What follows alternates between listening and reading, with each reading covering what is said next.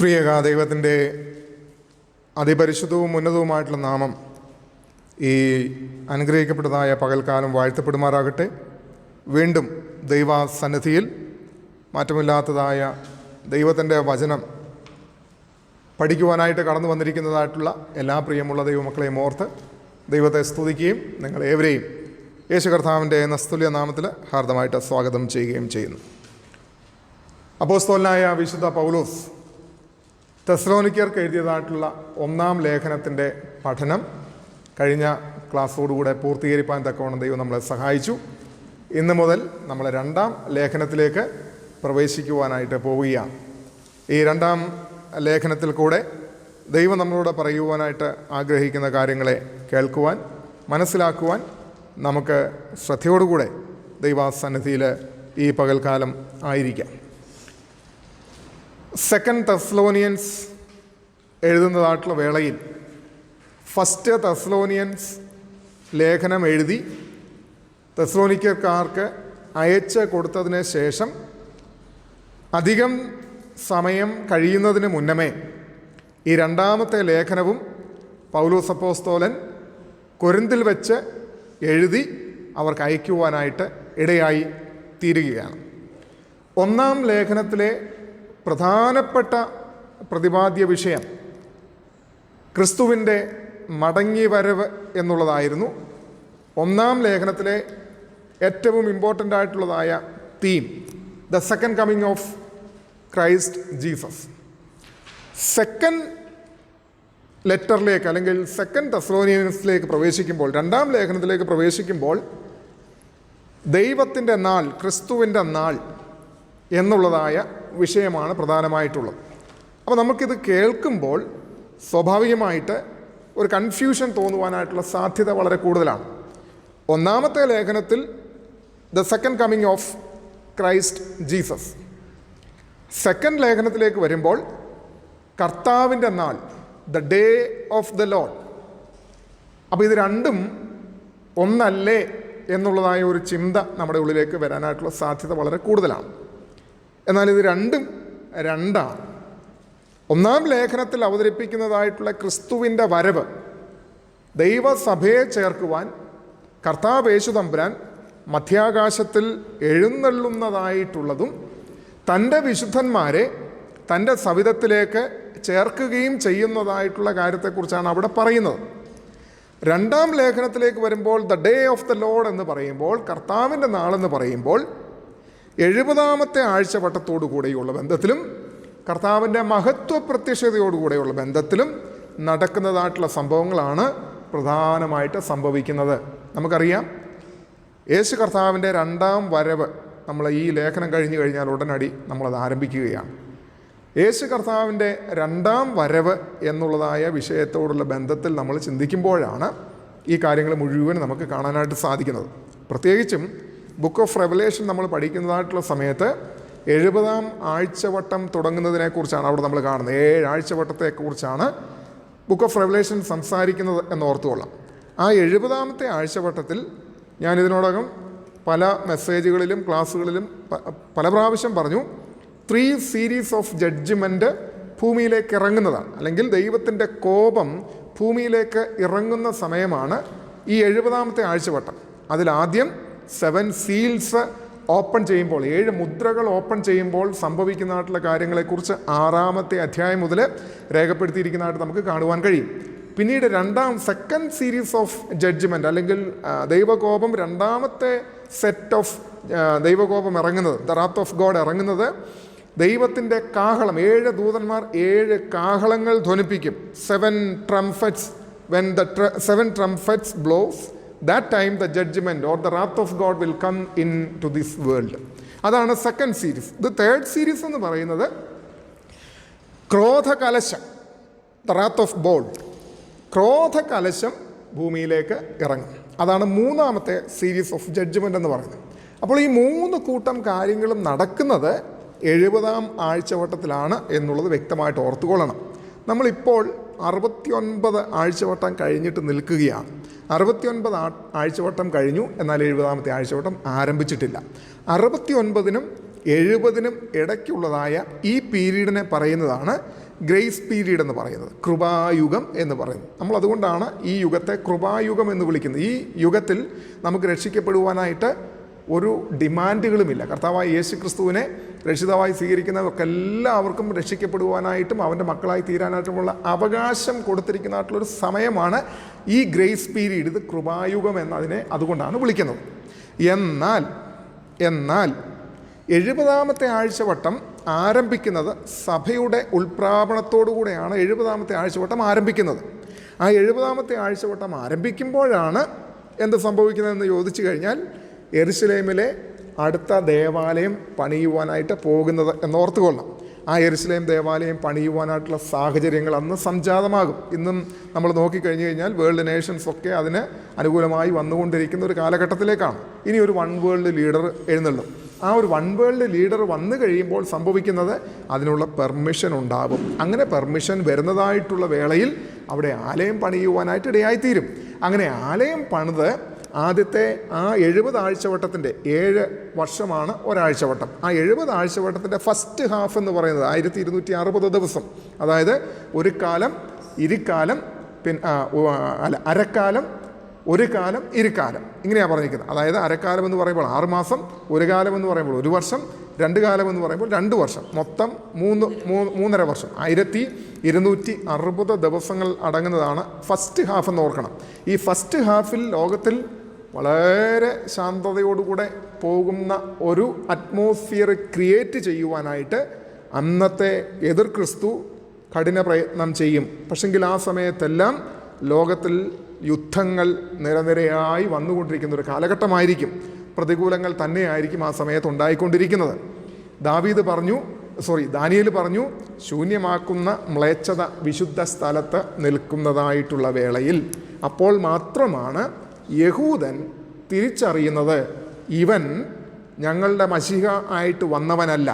യഹൂദൻ ഈ one world ലീഡറെ അംഗീകരിക്കുന്നത് എങ്ങനെയാകുന്നു എന്ന് ചോദിച്ചാൽ ഇന്നും യഹൂദൻ വളരെ ആകാംക്ഷയോടുകൂടെ നോക്കി നിൽക്കുന്നത് മശിഹായ്ക്ക് വേണ്ടിയിട്ടാണെന്ന് ഓർക്കണം. ആ മശിഹ ഇന്ന് വരെ എഴുന്നള്ളിയിട്ടില്ല, വന്നിട്ടില്ല എന്നുള്ളതാണ് അവരുടെ ചിന്ത. അപ്പോൾ മശിഹ ആയിരിക്കും ഇദ്ദേഹത്തിൻ്റെ വരവെന്ന് ഓർത്തുകൊള്ളാം. അപ്പോൾ മശിഹ വന്നു കഴിഞ്ഞാൽ എന്താ സംഭവിക്കുന്നത്? അവരെ സംബന്ധിച്ചിടത്തോളം അവർക്ക് ആലയം കിട്ടി. ഇന്ന് യഹൂദന്മാർക്ക് ആലയമില്ല. അതുകൊണ്ട് തന്നെ യഹൂദന്മാർക്ക് യാഗം അർപ്പിക്കുവാനായിട്ട് സാധിക്കുന്നില്ല എന്നോർത്തുകൊള്ളണം. അപ്പോൾ യഹൂദന്മാരെ സംബന്ധിച്ചിടത്തോളം ആ യാഗം അർപ്പിക്കുവാൻ കഴിയാത്ത അവസ്ഥ, യഹോവയായ ദൈവത്തെ ആരാധിക്കുവാൻ കഴിയാത്ത അവസ്ഥ എന്ന് പറയുന്ന വലിയ പ്രയാസകരമായിട്ടുള്ള കാലങ്ങളിൽ കൂടെയാണ് അവർ കടന്നു പോയിക്കൊണ്ടിരിക്കുന്നത്. AD 70 ശേഷം ദേവാലയം അവർക്കില്ലെന്നോർത്തുകൊള്ളണം. അപ്പോൾ നൂറ്റാണ്ടുകളായിട്ട് അവർക്ക് ദേവാലയം ഇല്ല, നൂറ്റാണ്ടുകളായിട്ട് യാഗാർപ്പണമില്ല എന്നുള്ളത് ഓർത്തുകൊള്ളണം. അങ്ങനെയുള്ള സാഹചര്യത്തിൽ എതിർ ക്രിസ്തു വന്ന മശിഹ ആയിട്ട് യഹൂദന്മാർ അവനെ കൈക്കൊള്ളുവാനായിട്ടിടയായിത്തീരും. അവർക്ക് ആലയം ലഭിക്കുകയാണ്, യാഗാർപ്പണങ്ങളൊക്കെ ആരംഭിക്കും. അപ്പോൾ അവരുടെ ചിന്ത എന്താണ്? ഇവനാണ് മശിഹ എന്നുള്ള ചിന്തയിലാണ് കൊണ്ടു നടക്കുന്നത്. എന്നാൽ ആഴ്ചവട്ടത്തിൻ്റെ മധ്യത്തിൽ സംഭവിക്കുന്നത് യേശു കർത്താവ് പറഞ്ഞതുപോലും, അതായത് ദാനിയേലാണല്ലോ അതിനെക്കുറിച്ച് വളരെ കൃത്യമായിട്ട് പറഞ്ഞിരിക്കുന്നത്. ദാനിയേലിനെ കോട്ട് ചെയ്തുകൊണ്ടാണ് യേശു കർത്താവ് പോലും പറഞ്ഞിരിക്കുന്നതെന്ന് ഓർത്തുകൊള്ളാം. അതുതന്നെ പൗലോസ് അപ്പോസ്തലൻ ഈ ലേഖനത്തിൻ്റെ 2-ാമത്തെ അധ്യായത്തിലേക്ക് വരുമ്പോഴും നമുക്ക് കാണുവാനായിട്ട് കഴിയുന്നുണ്ട്. അപ്പോൾ ദാനിയേൽ പ്രവാചകനിൽ കൂടെ അന്ന് സംസാരിച്ചതായിട്ടുള്ള കാര്യം യേശു കർത്താവ് ലോകാവസാനത്തെക്കുറിച്ച് പറയുമ്പോൾ കൃത്യമായിട്ട് തൻ്റെ ശിഷ്യന്മാരോടും ജനത്തോടും പറഞ്ഞു. അതിനുശേഷം പൗലോസ് അപ്പോസ്തലൻ 2-ാമത്തെ ഈ ലേഖനത്തിലേക്ക് വരുമ്പോൾ 2-ാമത്തെ അധ്യായത്തിലും അത് തന്നെ പറയുന്നതായിട്ട് കാണുവാനായിട്ട് നമുക്ക് കഴിയുന്നു. അപ്പോൾ എന്താ സംഭവിക്കുന്നത്? ഈ 3.5 വർഷമാകുമ്പോഴാണ് തങ്ങൾ ആരാധിച്ചു കൊണ്ടിരുന്നതായ, തങ്ങൾ നേതൃത്വം കൊടുത്തുകൊണ്ടിരുന്നതായിട്ടുള്ള വ്യക്തിയുടെ രൂപത്തിനും ഭാവത്തിനും ക്യാരക്ടറിനും ഒക്കെ ചേഞ്ചസ് ഉണ്ടാകുന്നത്. അദ്ദേഹം എന്ത് ചെയ്യും? അദ്ദേഹം ഈ ആലയത്തിലേക്ക് വന്നിട്ട് താനാണ് ദൈവം എന്ന് പറഞ്ഞുകൊണ്ട്, തന്നെയാണ് ആരാധിക്കേണ്ടത് എന്ന് പറഞ്ഞുകൊണ്ട് ഡിക്രികളൊക്കെ പുറപ്പെടുവിക്കുവാനായിട്ട് ഇടയായിത്തീരുമെന്നുള്ളത് ഓർത്തുകൊള്ളാം. അദ്ദേഹം ആരാധിക്കുന്നതായിട്ടുള്ള പൈശാചിക തൃത്വത്തിൻ്റെ പൈശാചിക രൂപമൊക്കെ അവിടെ സ്ഥാപിക്കുവാനായിട്ട് ഇടയായിത്തീരും. അതിൻ്റെ മുമ്പിൽ ആരാധന അർപ്പിക്കണമെന്നുള്ളതായ ആഹ്വാനങ്ങൾ കൊടുക്കും. ഇതൊക്കെ നിങ്ങൾ ചരിത്രം പഠിക്കുമ്പോൾ, ചരിത്രം മാത്രമല്ല ബൈബിൾ, ദാനിയേൽ പ്രവചന പുസ്തകം പഠിക്കുന്നതായിട്ടുള്ള സമയത്ത് അവിടെ വളരെ വ്യക്തമായിട്ട് ഈ കാര്യങ്ങളെല്ലാം രേഖപ്പെടുത്തിയിരിക്കുന്നതായിട്ട് കാണുവാനായിട്ട് കഴിയും. നമ്മൾ ആ അധ്യായം, എനിക്ക് തോന്നുന്നു 11-ാമത്തെ അധ്യായമാണ്. ആ 11-ാമത്തെ അധ്യായം വളരെ വ്യക്തമായിട്ട് പഠിക്കുമ്പോൾ ആ ചരിത്രം മുഴുവനും, അത് നിങ്ങൾ പഠിക്കുന്നതായിട്ടുള്ള സമയത്ത്, ചരിത്രത്തിൽ നിറവേറിയ എപ്പിഫാനസ് എന്ന് പറയുന്ന അതിക്രൂരനായിട്ടുള്ളതായ നേതാവിനെ, സിറിയൻ നേതാവിനെ അവിടെ അവതരിപ്പിച്ചിരിക്കുന്നതായിട്ട് കാണുവാനായിട്ട് കഴിയും. നിങ്ങൾ ബൈബിൾ എടുത്ത് നിങ്ങൾ നോക്കിക്കഴിഞ്ഞാൽ ഒരിക്കലും എപ്പിഫാനസ് എന്നുള്ളൊരു വേർഡ് നിങ്ങൾക്ക് കാണാനായിട്ട് പറ്റത്തില്ല. പക്ഷെങ്കിൽ ആ കാലഘട്ടങ്ങളിൽ തെക്കേ ദേശം, വടക്കേ ദേശം, അതായത് നോർത്തേൺ കിങ്ഡം, സദേൺ കിങ്ഡം, ഈ കിങ്ഡങ്ങളൊക്കെ രൂപീകരിക്കപ്പെട്ടിരിക്കുന്നു. അത് ഈജിപ്തിനെ കുറിച്ചൊന്ന് കാണിക്കുന്നു, മറ്റൊന്ന് സിറിയയെക്കുറിച്ച് കാണിക്കുന്നു. അതിൻ്റെ നേതാക്കന്മാർ തമ്മിൽ അങ്ങോട്ടും ഇങ്ങോട്ടും യുദ്ധങ്ങൾ ഉണ്ടാകുന്നതിനെക്കുറിച്ച് കാണിക്കുന്നത്. ഇങ്ങനെ നല്ല കൃത്യമായിട്ട് വരച്ചിട്ടിരിക്കുകയാണ്. ചരിത്രത്തിൽ നടന്നത് ഡേറ്റ് സഹിതം നമ്മളതുമായിട്ട് അങ്ങോട്ട് കമ്പയർ ചെയ്ത് നോക്കുമ്പം കൃത്യമായിട്ട് അത് നിറവേറിയിരിക്കുന്നതായിട്ട് കാണുവാനായിട്ട് കഴിയും. അപ്പോൾ അന്ന് ചരിത്രത്തിൽ BC-യിൽ അത് സംഭവിച്ചു. എപ്പിഫാനസിൻ്റെ കാലഘട്ടത്തിൽ ദേവാലയമൊക്കെ അശുദ്ധമാക്കുവാനായിട്ട് അവർ ശ്രമിച്ചിട്ടുണ്ട്, നടന്നിട്ടുണ്ടെന്ന് ഓർത്തുകൊള്ളണം.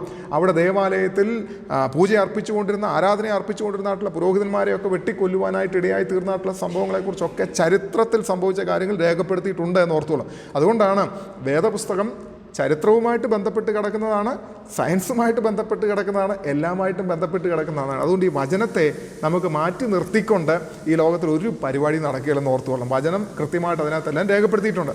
അപ്പോൾ ഈ ശൂന്യമാക്കുന്ന മ്ലേച്ഛത ആഴ്ചവട്ടത്തിൻ്റെ പകുതിയിൽ വെച്ച് ദേവാലയത്തിൽ കടന്നു വരികയും താൻ ദൈവമാണെന്ന് ചെയ്യുമ്പോൾ മാത്രമാണ് യഹൂദൻ്റെ ബുദ്ധിക്ക് ബോധമുണ്ടാകുന്നതെന്ന് ഓർത്തുകൊള്ളാം. അതോടുകൂടെയാണ് തിരിവ് സംഭവിക്കുകയും യഹൂദൻ എതിർ ക്രിസ്തുവിന് എതിരായിട്ട് മാറുകയും ചെയ്യുന്നതെന്ന് ഓർത്തോളാം. അപ്പോൾ ഈ സമയത്തെല്ലാം ഓരോ സീരീസ് ഓഫ് ജഡ്ജ്മെൻറ്റുകൾ, ദൈവത്തിൻ്റെ കോപം ഭൂമിയിലേക്ക് ഇറങ്ങിക്കൊണ്ടിരിക്കുന്നതായിട്ടുള്ള കാലഘട്ടമാണ്. അപ്പോൾ ഇവിടെ പൗലോസ് അപ്പോസ്തലൻ 2-ാം ലേഖനം എഴുതുമ്പോൾ കർത്താവിൻ്റെ നാളെന്ന് പറയുന്നത് the day of the Lord.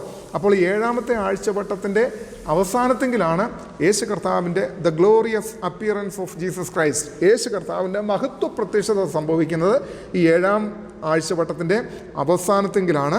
യേശു കർത്താവ് തൻ്റെ സകല വിശുദ്ധന്മാരും സകല ദൂതന്മാരുമായിട്ട് ഭൂമിയിലേക്ക് കടന്നു വരികയും അങ്ങനെ ഭൂമിയിലേക്ക് കടന്നു വരുന്നായിട്ടുള്ള സമയത്ത് സക്കറിയ പ്രവാചകൻ്റെ പുസ്തകത്തിൽ പറഞ്ഞിരിക്കുന്നത് പോലെ താൻ പോയതുപോലെ തന്നെ തിരിച്ചു വരുമെന്ന് പറഞ്ഞതായിട്ടുള്ള ഒലിവ് മലയിൽ യേശു കർത്താവിൻ്റെ കാൽ ചവിട്ടുവാനായിട്ട് ഇടയായിത്തീരും.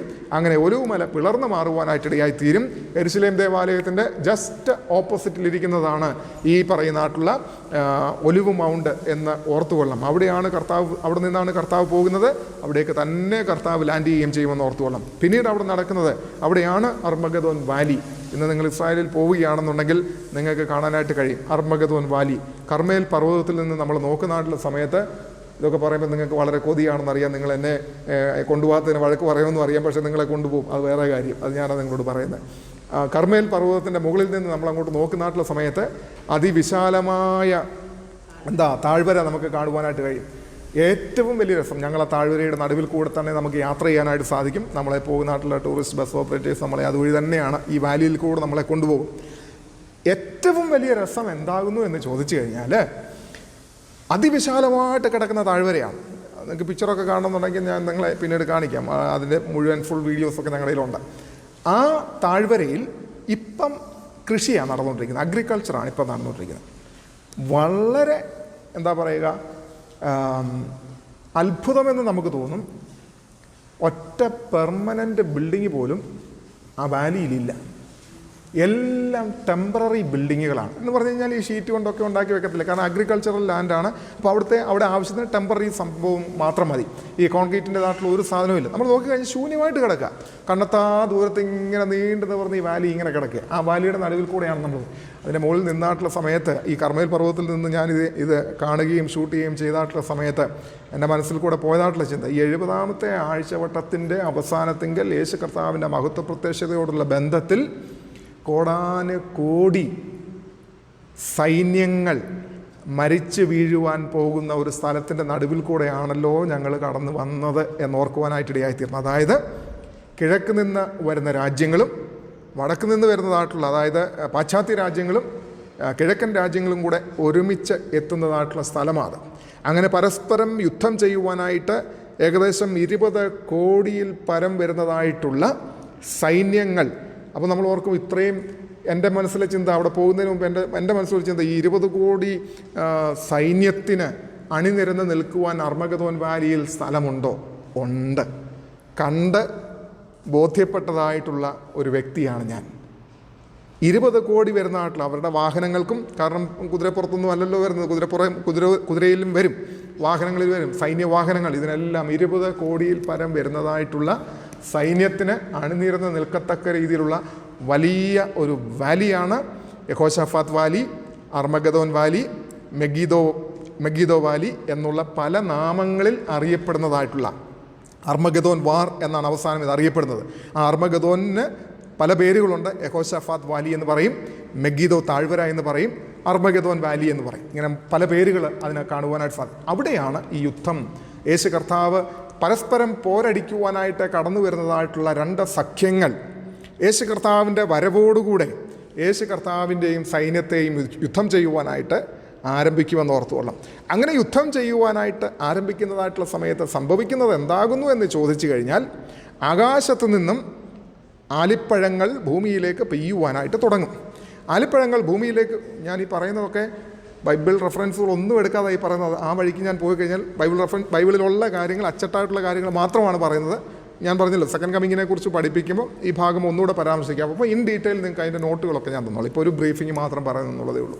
അപ്പോൾ അവിടെ ആലിപ്പഴങ്ങൾ ഭൂമിയിലേക്ക് വീഴും. 50 കിലോ വരുന്നതായ, 1 താലന്ത് ഉള്ളതായ ആലിപ്പഴങ്ങളാണ്, മഞ്ഞ് കട്ടകളാണ് ഭൂമിയിലേക്ക് വീഴുവാനായിട്ട് പോകുന്നതെന്ന് ഓർത്തുകൊള്ളണം. അതായത് നമുക്കറിയാം, ഈ കിണറ്റിലൊക്കെ ജോലി ചെയ്യുവാനായിട്ട് ഇറങ്ങും. അപ്പം വർഷങ്ങളിലൊക്കെ നമ്മൾ കിണറൊക്കെ വൃത്തിയാക്കാനായിട്ട് ആളുകൾ ഇറങ്ങും.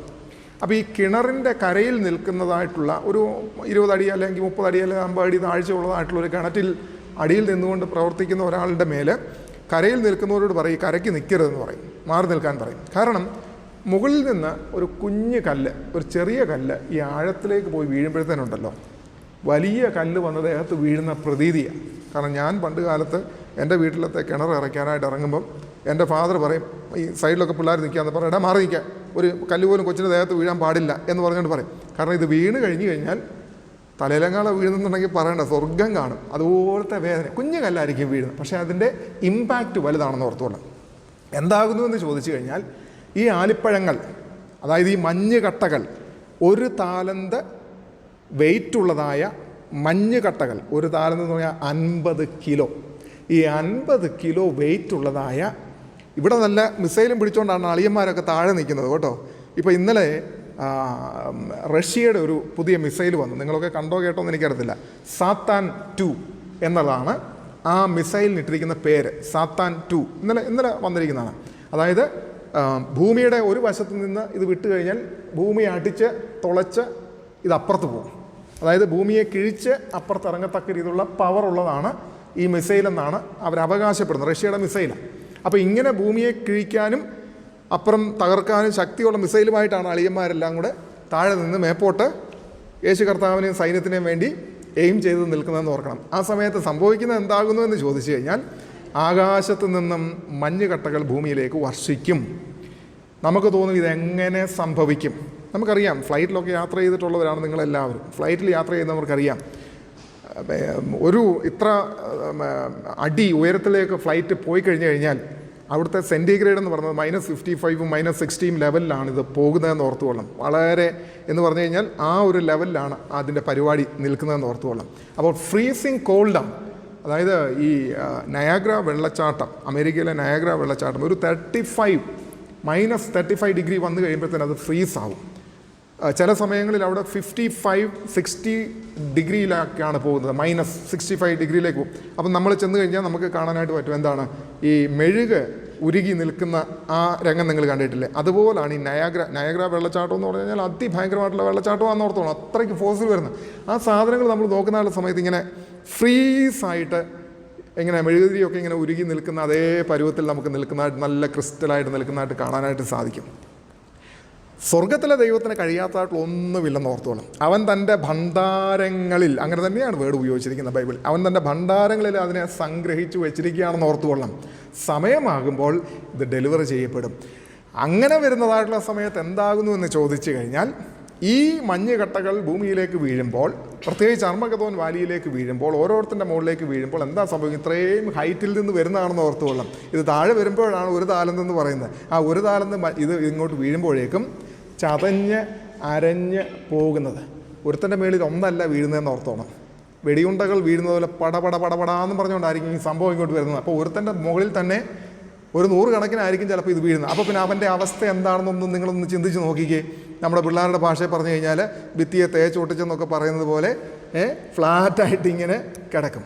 അങ്ങനെ വരുമ്പോൾ എന്ത് സംഭവിക്കുമോ എന്ന് ചോദിച്ചു കഴിഞ്ഞാൽ, ഇസ്രായേലിന് അതിൻ്റെ ലെങ്ത് വൈസ് നോക്കുമ്പോൾ 200 കിലോമീറ്റേഴ്സാണ്. 200 കിലോമീറ്ററോളം കുതിരയുടെ കടിവാളം. കുതിരയുടെ കടിവാളം എന്ന് പറഞ്ഞു കഴിഞ്ഞാൽ കുതിരയുടെ താടിയുടെ ഭാഗത്തിനാണ് ഈ പറയുന്നത്. അതായത് നിലത്തു നിന്നും കുതിരയുടെ താടിയോളം ഏകദേശം 4-4.5 അടി ഹൈറ്റാണ് കുതിരയുടെ കടിവാളം എന്ന് പറയുന്നത്. ഈ 200 കിലോമീറ്റർ 4.5 അടി പൊക്കത്തിൽ രക്തപ്പുഴ ഒഴുകും. ബൈബിളിലെ കാര്യം കേട്ടോ, ഞാനൊന്നും ഉണ്ടാക്കി പറഞ്ഞതല്ല. രക്തപ്പുഴ ഒഴുകുവാനായിട്ടിടയായിത്തീരും. എങ്ങനെ ഒഴുകുമെന്ന് ചോദിച്ചാൽ ഇപ്പം നിങ്ങൾക്ക് അതിന് മറുപടി കിട്ടിക്കാണും. സ്വർഗത്തിൽ നിന്നും ഇറങ്ങി വരുന്നതായിട്ടുള്ള ഈ പറയുന്നതായിട്ടുള്ള ഈ മഞ്ഞ് കട്ടകൾ അത് മനുഷ്യൻ്റെ മേൽ വീണ് കഴിയുമ്പോൾ രക്തവും വെള്ളവും ഒരുമിച്ച് മിക്സ് ആകുമെന്ന് ഓർത്തുകൊള്ളാം. അങ്ങനെ മിക്സായി ഈ 200 കിലോമീറ്റർ അർമ്മഗദോൻ വാലിയിൽ നിന്ന് ഈ രക്തപ്പുഴ ഒഴുകുവാനായിട്ട് ഇടയായിത്തീരും. അത് സംഭവിക്കുവാനായിട്ട് പോകുന്നു. The day of the Lord എന്ന് പൗലോസ് അപ്പോസ്തലൻ പറയുമ്പോൾ നിങ്ങൾ ഓർത്തുകൊള്ളണം, ഇത് 70-ാം ആഴ്ചവട്ടത്തെക്കുറിച്ചും അന്നത്തെ ഭയാനകരമായിട്ടുള്ളതായ അനുഭവങ്ങളെക്കുറിച്ചും ഒരുപാട് കാര്യങ്ങൾ നമ്മുടെയൊക്കെ ഇമാജിനേഷനിൽ നമുക്ക് ഉൾക്കൊള്ളുവാൻ കഴിയാത്ത വിധത്തിലുള്ളതായ സംഭവങ്ങളാണ് അന്ന് നടക്കുവാനായിട്ട് പോകുന്നത്. 11-ാമത്തെ അധ്യായത്തിലേക്കൊക്കെ നിങ്ങൾ വരുന്ന സമയത്ത് കാണാനായിട്ട് കഴിയും. ഏലിയാവും മോശയും ഒക്കെ ഭൂമിയിലേക്ക് ഇറങ്ങി വരുന്ന സംഭവങ്ങൾ, അവരെ മരിച്ചു കിടക്കുന്ന അനുഭവങ്ങൾ, അത് ഭൂമി മുഴുവനും ടെലികാസ്റ്റ് ചെയ്യപ്പെടുന്ന അനുഭവങ്ങൾ, ഇതെല്ലാം നമുക്ക് ലൈവ്, നമുക്കല്ല, നമ്മൾ കാണാൻ പാടില്ല കേട്ടോ. നമ്മളാരും അത് ലൈവ് ഷോ കാണണം. മോശയും ഏലിയാവും ഒക്കെ മരിച്ചു വീഴുന്നതും അവർ ലൈവായിട്ട് എഴുന്നേറ്റ് പോകുന്നത് ഞങ്ങൾക്ക് കാണണമെന്ന് പറഞ്ഞുകൊണ്ട് ഇവിടെ നിൽക്കരുത്. അത് വലിയ അപകടമാണെന്ന് ഓർത്ത് കൊള്ളണം. അതിന് മുമ്പേ പൊക്കോണം. അല്ല, ഞങ്ങൾക്ക് ലൈവ് ഷോ കണ്ടിട്ട് ഞങ്ങൾ പോകത്തുള്ളൂ എന്നുള്ള വാശിയൊന്നും പിടിച്ചുകൊണ്ട് ആരും ഇവിടെ നിൽക്കരുത്. ഒരു 500-1028 പണി കിട്ടുമെന്ന് ഓർത്ത് കൊള്ളണം. അതുകൊണ്ട് അതിനു വേണ്ടിയിട്ട് ആരും ആഗ്രഹിക്കുകയും പ്രാർത്ഥിക്കുകയും ഒന്നും ചെയ്യരുത്. അപ്പോൾ പൗലോസ് അപ്പോസ്തലൻ നമ്മളെ ഇവിടെ പഠിപ്പിക്കുന്ന കർത്താവിൻ്റെ നാൾ എന്ന് പറയുന്നത് ഇതാണ്. 70-ാമത്തെ ആഴ്ചവട്ടവും അതോടൊപ്പം യേശു കർത്താവിൻ്റെ മഹത്വ പ്രത്യക്ഷതയും ആ മഹത്വ പ്രത്യക്ഷതയോടനുബന്ധിച്ച് ഭൂമിയിൽ സംഭവിക്കുന്നതായിട്ടുള്ള സംഭവ വികാസങ്ങളുമാണ് രേഖപ്പെടുത്തിയിരിക്കുന്നത് എന്ന് പ്രത്യേകമായിട്ട് ഓർത്തുകൊള്ളണം. ഇനി നമ്മൾ ഈ ഭാഗത്തേക്ക് പ്രവേശിക്കുകയാണ്. ഞാനപ്പോൾ ഓർമ്മിപ്പിച്ചല്ലോ, ഈ 2-ാം ലേഖനം എഴുതുവാനായിട്ട് ഇടയായതിൻ്റെ കാരണവും മറ്റൊന്നല്ല, ക്രിസ്തുവിൻ്റെ മടങ്ങിവരവ് ഉടനെ ഉണ്ടാവും എന്ന് കരുതി ആളുകൾ തീരെ അലസരായി പോകുവാനായിട്ടിടയായിത്തീർന്നു. അപ്പോൾ കർത്താവിൻ്റെ നാളെന്നും എന്ന് പറഞ്ഞുകൊണ്ട് അനേക ആൾക്കാർ ആ സമയത്ത് സംഭവിച്ചത് എന്താകുന്നു എന്ന് ചോദിച്ചു കഴിഞ്ഞാൽ, കർത്താവിൻ്റെ നാൾ എന്ന് പറഞ്ഞുകൊണ്ട് അനേകർ കള്ളപ്രവാചകന്മാർ ആ സമയത്ത് തെസ്സലോനിക്യ മേഖലകളിലേക്ക് കടന്നു വന്നിട്ട് പൗലോസ് എഴുതിയെന്ന് പറഞ്ഞുകൊണ്ട്, ലേഖനം എഴുതിയെന്ന് പറഞ്ഞുകൊണ്ട് വ്യാജ പ്രചാരണങ്ങൾ നടത്തുവാനായിട്ടൊക്കെ ഇടയായിത്തീർന്നു. അതിൻ്റെ കൂടെ ക്ലാരിറ്റി കൊടുക്കുന്നതിന് വേണ്ടിയിട്ടാണ് ഈ 2-ാം ലേഖനം പൗലോസ് അപ്പോസ്തലൻ എഴുതാനായിട്ട് ഇടയായിത്തീർന്നത്. കാരണം ക്രിസ്തുവിൻ്റെ മടങ്ങി വരെ ഉടനുണ്ടാകുമെന്ന് കരുതി അലസരായിട്ട് ജീവിച്ചതായിട്ടുള്ള ഒരുപാട് ആളുകളുണ്ടായിരുന്നു. അവരെയൊക്കെ ലൈവാക്കി നിർത്തുവാൻ, കർത്താവിൻ്റെ വരവ് എപ്പോഴായിരിക്കും എന്നുള്ളതിനെക്കുറിച്ച് ഒരു അവയർനെസ് കൊടുക്കുവാൻ വേണ്ടി കൂടിയൊക്കെയാണ് കർത്താവിൻ്റെ നാളും ക്രിസ്തുവിൻ്റെ മടങ്ങി വരവും രണ്ടും ഒന്നാണ് എന്നൊക്കെ തെറ്റിദ്ധരിപ്പിച്ചുകൊണ്ടുള്ള തെറ്റിദ്ധാരണാജനകമായ രീതിയിലുള്ളതായ വാർത്തകളൊക്കെ പ്രചരിച്ചപ്പോൾ ഇത് രണ്ടും ഒന്നല്ല, ഇത് രണ്ടാണ് എന്ന് പറഞ്ഞുകൊണ്ട് കൃത്യമായിട്ട് അവർക്ക് മറുപടി കൊടുക്കുന്നതായിട്ടുള്ള രംഗമാണ് ഈ പറയുന്നതായിട്ടുള്ള 2-ാമത്തെ ലേഖനത്തിൽ നമുക്ക് കാണുവാനായിട്ട് കഴിയുന്നത്. ഇനിയും പഴയ നിയമത്തിലേക്ക് നമ്മൾ പോവുകയാണെങ്കിൽ യോവേൽ പ്രവാചകൻ്റെ പുസ്തകം 1-ാമത്തെ അധ്യായം 15-ാമത്തെ വാക്യം നിങ്ങൾ വായിച്ചാൽ മതി. കർത്താവിൻ്റെ നാൾ എന്നത് യഹൂദൻ്റെ മേലും ജാതികളുടെ മേലും നടക്കുന്നതായിട്ടുള്ള ന്യായവിധിയെയാണ് കാണിക്കുന്നതെന്ന് യോവേൽ പ്രവാചകൻ്റെ പുസ്തകം 1-ാമത്തെ അധ്യായം 15-ാമത്തെ വാക്യം നമ്മൾ വായിക്കുമ്പോൾ നമുക്ക് മനസ്സിലാക്കുവാനായിട്ട് കഴിയും. ഞാൻ ഓർമ്മിപ്പിച്ചല്ലോ ഈ പുസ്തകത്തിൻ്റെ പ്രാധാന്യം എന്ന് പറയുന്നത് വ്യാജ ലേഖനം പ്രചരിക്കുവാനായിട്ട് ഇടയായിത്തീരുകയാണ്. ഫോൾസ് ലെറ്റേഴ്സ് അവിടെ മുഴുവനും പൗലോസിൻ്റെ പേരിൽ പ്രചരിക്കുവാനായിട്ട് ഇടയായിത്തീർന്നു. മാത്രവുമല്ല, ഈ തെസ്സലോനിക്കക്കാർക്ക് മറ്റൊരു കുഴപ്പം കൂടെ സംഭവിച്ചു. കാരണം എന്താകുന്നു എന്ന് ചോദിച്ചു കഴിഞ്ഞാൽ, കൊടിയ പീഡനം അനുഭവിച്ചതായിട്ടുള്ള ഒരു സഭയാണ് തെസ്സലോനിക്ക സഭ. ഒന്നാമത്തെ ലേഖനത്തിലെ 2-ാമത്തെ അധ്യായത്തിൽ നമ്മൾ വന്നപ്പോൾ കണ്ടു, ബഹുവിധ കഷ്ടങ്ങൾ അനുഭവിച്ച സമൂഹമാണ് ഇവരെന്ന് ഓർത്തുകൊള്ളും. അതായത് കൊടിയ പീഡനം അവരനുഭവിച്ചു. അപ്പോൾ അവരെന്താ ചിന്തിച്ചതെന്ന് ചോദിച്ചു കഴിഞ്ഞാൽ അവർ തെറ്റിദ്ധരിക്കപ്പെട്ടു, ഇതാണോ കർത്താവിൻ്റെ നാൾ? കൊടിയ പീഡനം അനുഭവിച്ചപ്പം അവർ ചിന്തിച്ചു, ഓക്കെ, ഇതാണ് കൊടിയ പീഡനം, അപ്പോൾ ഇപ്പോൾ കർത്താവ് ഉടനെ വരും എന്നുള്ളതായ ചിന്ത അവർക്ക് ഉണ്ടാകുവാനായിട്ട് ഇടയായിത്തീർന്നു. അതിനെയൊക്കെ കറക്റ്റ് ചെയ്യുവാൻ വേണ്ടിയിട്ടാണ് ഈ ലേഖനം പൗലോസ് എഴുതുവാനായിട്ട് ഇടയായിത്തീർന്നത്. യേശു കർത്താവിൻ്റെ ക്രിസ്തുവിൻ മടങ്ങി വരവിനെക്കുറിച്ചുള്ളതായ സംശയ നിവാരണമാണ് അദ്ദേഹം ഈ ലേഖനത്തിൽ കൂടെ നൽകുവാനായിട്ട് ആഗ്രഹിക്കുന്നത്. ഈ പുസ്തകം എഴുതുന്നത് കൊരിന്തിൽ വെച്ചിട്ടാണ് എന്ന് ഞാൻ പ്രാരംഭത്തിൽ ഓർമ്മിപ്പിച്ചു. AD 51 ഇത് കൊരിന്തിൽ വെച്ചിട്ട് പൗലോസ് അപ്പോസ്തലൻ എഴുതുവാനായിട്ട് ഇടയായിത്തീർന്നത്. നമ്മൾ ഈ എല്ലാ ലേഖനങ്ങളും നമ്മൾ പഠിക്കുമ്പോൾ, എല്ലാ പുസ്തകങ്ങളും നമ്മൾ പഠിക്കുമ്പോൾ, കഴിഞ്ഞ ലേഖനം പഠിച്ചപ്പോഴും ഞാൻ ഓർമ്മിപ്പിച്ചിരുന്നു, നമുക്ക് ഇതിനെ ഒന്ന് ഡിവൈഡ് ചെയ്ത് എടുക്കുവാനായിട്ട് കഴിയണം. എങ്കിൽ മാത്രമേ നമുക്ക് ആ ലേഖനം പെട്ടെന്ന് മനസ്സിലാക്കുവാൻ, എന്തൊക്കെയാണ് ഇതിൽ പരാമർശിച്ചിരിക്കുന്നതെന്ന് പെട്ടെന്ന് മനസ്സിലാക്കുവാനായിട്ട് കഴിയത്തുള്ളൂ. ഇതിൻ്റെ ഒന്നാമത്തെ ചാപ്റ്ററിലെ ഫസ്റ്റ് 4 വേഴ്സസ് അത് ഇൻട്രഡക്ഷനാണ് എന്ന് നമുക്ക് കാണാനായിട്ട് കഴിയും. ഫസ്റ്റ് 4 വേഴ്സസ് ഒന്നാമത്തെ അധ്യായത്തിൻ്റെ 1 മുതൽ 4 വരെയുള്ള വാക്യങ്ങൾ ഇൻട്രഡക്ഷനായിട്ട് കാണാനായിട്ട് കഴിയുന്നു. രണ്ടാമത് ഇതിനെ ഡിവൈഡ് ചെയ്തിരിക്കുന്നത് ഒന്നാമത്തെ അധ്യായം 5 മുതൽ 12 വരെയുള്ളതായ വാക്യങ്ങളാണ്. അവിടെ കംഫോർട്ട് ഇൻ സിവിയർ പ്രോസിക്യൂഷൻ, അതായത് പീഡനത്തിൽ ആശ്വാസം എന്നുള്ളതാണ് അവിടുത്തെ വിഷയം എന്ന് നമുക്ക് കാണാനായിട്ട് സാധിക്കും. പിന്നെ രണ്ടാമത്തെ അധ്യായം 1 മുതൽ 12 വരെ the day of the Lord, കർത്താവിൻ്റെ നാളും അധർമ്മമൂർത്തിയും എന്നുള്ളതാണ് അവിടുത്തെ പരാമർശം. രണ്ടാമത്തെ അധ്യായം 1 മുതൽ 12 വരെ. പിന്നെ രണ്ടാമത്തെ അധ്യായം 13 മുതൽ മൂന്നാമത്തെ അധ്യായം 18 വരെ വരുന്നതായിട്ടുള്ള സമയത്ത് പ്രബോധനങ്ങളും നിർദ്ദേശങ്ങളുമാണ്. ഒരുപാട് എക്സോർട്ടേഷൻസും ഒരുപാട് ഗൈഡൻസും അഡ്വൈസസും ഒക്കെ സഭയ്ക്ക് നൽകിയിരിക്കുന്നതായിട്ടുള്ള കാര്യമാണ് നാലാമതായിട്ട് കാണാൻ കഴിയുന്നത്. അപ്പോൾ 4 തരത്തിലാണ് ഇതിനെ ഡിവൈഡ് ചെയ്തിരിക്കുന്നത്. ഫസ്റ്റ് പോർഷൻ 1 മുതൽ 4 വരെ, ഒന്നാമത്തെ അധ്യായത്തിൻ്റെ 1 മുതൽ 4 വരെ ഇൻട്രഡക്ഷൻ കാണുവാൻ കഴിയുന്നു, ആമുഖം കാണുവാൻ കഴിയുന്നു. രണ്ടാമത് നമ്മൾ നോക്കുമ്പോൾ ഒന്നാമത്തെ അധ്യായം 5 മുതൽ 12 വരെ പീഡനത്തിൽ സഭയ്ക്കുള്ളതായ ആശ്വാസം എന്താണ് എന്നുള്ളത് പഠിപ്പിക്കുന്നു. മൂന്നാമതായിട്ട് രണ്ടാമത്തെ അധ്യായം 1 മുതൽ 12 വരെയുള്ളതായ വാക്യങ്ങൾ കർത്താവിൻ്റെ നാളിനെക്കുറിച്ചും അധർമ്മമൂർത്തിയെക്കുറിച്ചും അവിടെ പറയുന്നു. നാലാമതായിട്ട് രണ്ടാമത്തെ അധ്യായം 13-ാമത്തെ വാക്യം മുതൽ മൂന്നാമത്തെ അധ്യായം 18-ാമത്തെ വാക്യം വരെ പ്രബോധനങ്ങളും നിർദ്ദേശങ്ങളും അടങ്ങിയിരിക്കുന്നതായിട്ടുള്ള കാര്യങ്ങളെക്കുറിച്ച് അവിടെ നമുക്ക് മനസ്സിലാക്കാനായിട്ട് കഴിയുന്നുണ്ട്. ഇനി നമ്മൾ വാക്യങ്ങളിലേക്ക് പ്രവേശിക്കുവാനായിട്ട് ആഗ്രഹിക്കുകയാണ്. ഞാൻ ആദ്യത്തെ 1-2 വാക്യങ്ങൾ വായിക്കാം. 2 തെസ്സലോനിയൻസ് ചാപ്റ്റർ 1 വേഴ്സസ് 1 ഓൺവേർഡ്സ്. പൗലോസും സിൽവാനോസും തിമോത്തിയോസും പിതാവായ ദൈവത്തിലും കർത്താവായ യേശുക്രിസ്തുവിലുമുള്ള തെസ്സലോനിക്ക സഭയ്ക്ക് എഴുതുന്നത്. നമ്മൾ ഒന്നാമത്തെ ലേഖനം പഠിച്ചപ്പോഴും ഈ അപ്പോസ്തലന്മാരെ അല്ലെങ്കിൽ ഈ പൗലോസിനോടൊപ്പം ശുശ്രൂഷ ചെയ്യുന്നതായിട്ടുള്ള സിൽവാനോസിനെയും പിന്നെ ആരെയാണ് തിമോത്തിയോസിനെയും നമ്മൾ കാണും. സിൽവാനോസ് എന്ന് പറയുന്നത് ശീലാസ് ആണ് എന്നുള്ളത് ഓർത്തുകൊള്ളാം. അപ്പോൾ പൗലോസും ശീലാസും ഒരുമിച്ചാണ് ഫിലിപ്പിയിലെ തടവറയിൽ കിടന്നത്. ആ ശീലാസാണ് സിൽവാനോസ് എന്നുള്ള പേരിൽ ഇവിടെ അറിയപ്പെടുന്നത്. അപ്പോൾ പൗലോസും ശീലാസ് അല്ലെങ്കിൽ സിൽവാനോസ് പിന്നെ തിമോത്തിയോസ്, ഇവർ 3 പേരും കൂടെയാണ് ഇവർക്ക് ലെറ്റർ കൊടുക്കുന്നത്. അപ്പം പൗലോസാണ് ലെറ്റർ എഴുതുന്നതെങ്കിൽ പോലും കഴിഞ്ഞ ലേഖനം പഠിപ്പിച്ചപ്പോൾ, അതിൻ്റെ ഇൻട്രഡക്ഷൻ പഠിപ്പിച്ചപ്പോൾ ഞാൻ ഓർമ്മിപ്പിച്ചിരുന്നു, പൗലോസിൻ്റെ ഒരു പ്രത്യേകമായിട്ടുള്ളതായ ഒരു ക്യാരക്ടറുണ്ട്. ആ ക്യാരക്ടർ എന്താകുന്നു എന്ന് ചോദിച്ചാൽ കൂടെയുള്ളവരെ ചേർത്ത് പിടിക്കുക എന്നുള്ളതായ ഒരു മനോഭാവം പൗലോസിനുണ്ടായിരുന്നു. അതുകൊണ്ടാണ് പൗലോസാണ് ഈ ലേഖനം എഴുതിയതെങ്കിൽ പോലും തൻ്റെ കൂട്ടുപ്രവർത്തകരായ സിൽവാനോസിനെയും തിമോത്തിയോസിനെയും കൂടെ ചേർത്ത് പിടിക്കുന്നതായിട്ടുള്ള ഒരനുഭവത്തെയാണ് നമുക്ക് ഇവിടെ കാണുവാനായിട്ട് കഴിയുന്നത്. പിന്നീട് പറഞ്ഞിരിക്കുന്നത് എന്താണ്? പിതാവായ ദൈവത്തിലും കർത്താവായ യേശുക്രിസ്തുവിലുമുള്ള തെസ്സലോനിക്ക സഭ. അതിനെക്കുറിച്ച് വളരെ വിശദമായിട്ട് ഒന്നാമത്തെ ലേഖനം പഠിപ്പിച്ചതായിട്ടുള്ള സമയത്ത് നിങ്ങളെ പഠിപ്പിച്ചതാണ്. അതുകൊണ്ട് അതൊന്നും വിശദീകരിക്കുന്നില്ല. കാരണം എന്താണ്? പിതാവായ ദൈവത്തിലും കർത്താവായ യേശുക്രിസ്തുവിലും ഉള്ളതായ തെസ്സലോനിക്ക സഭ എന്ന് പറഞ്ഞു കഴിഞ്ഞാൽ പ്രിവിലേജ്ഡ് ചർച്ച്. ആദ്യം നമ്മൾ കണ്ടു the quality of or the character of Paul. Second നമുക്ക് കാണുന്നത് സഭയോടുള്ള ബന്ധത്തിലാണ്.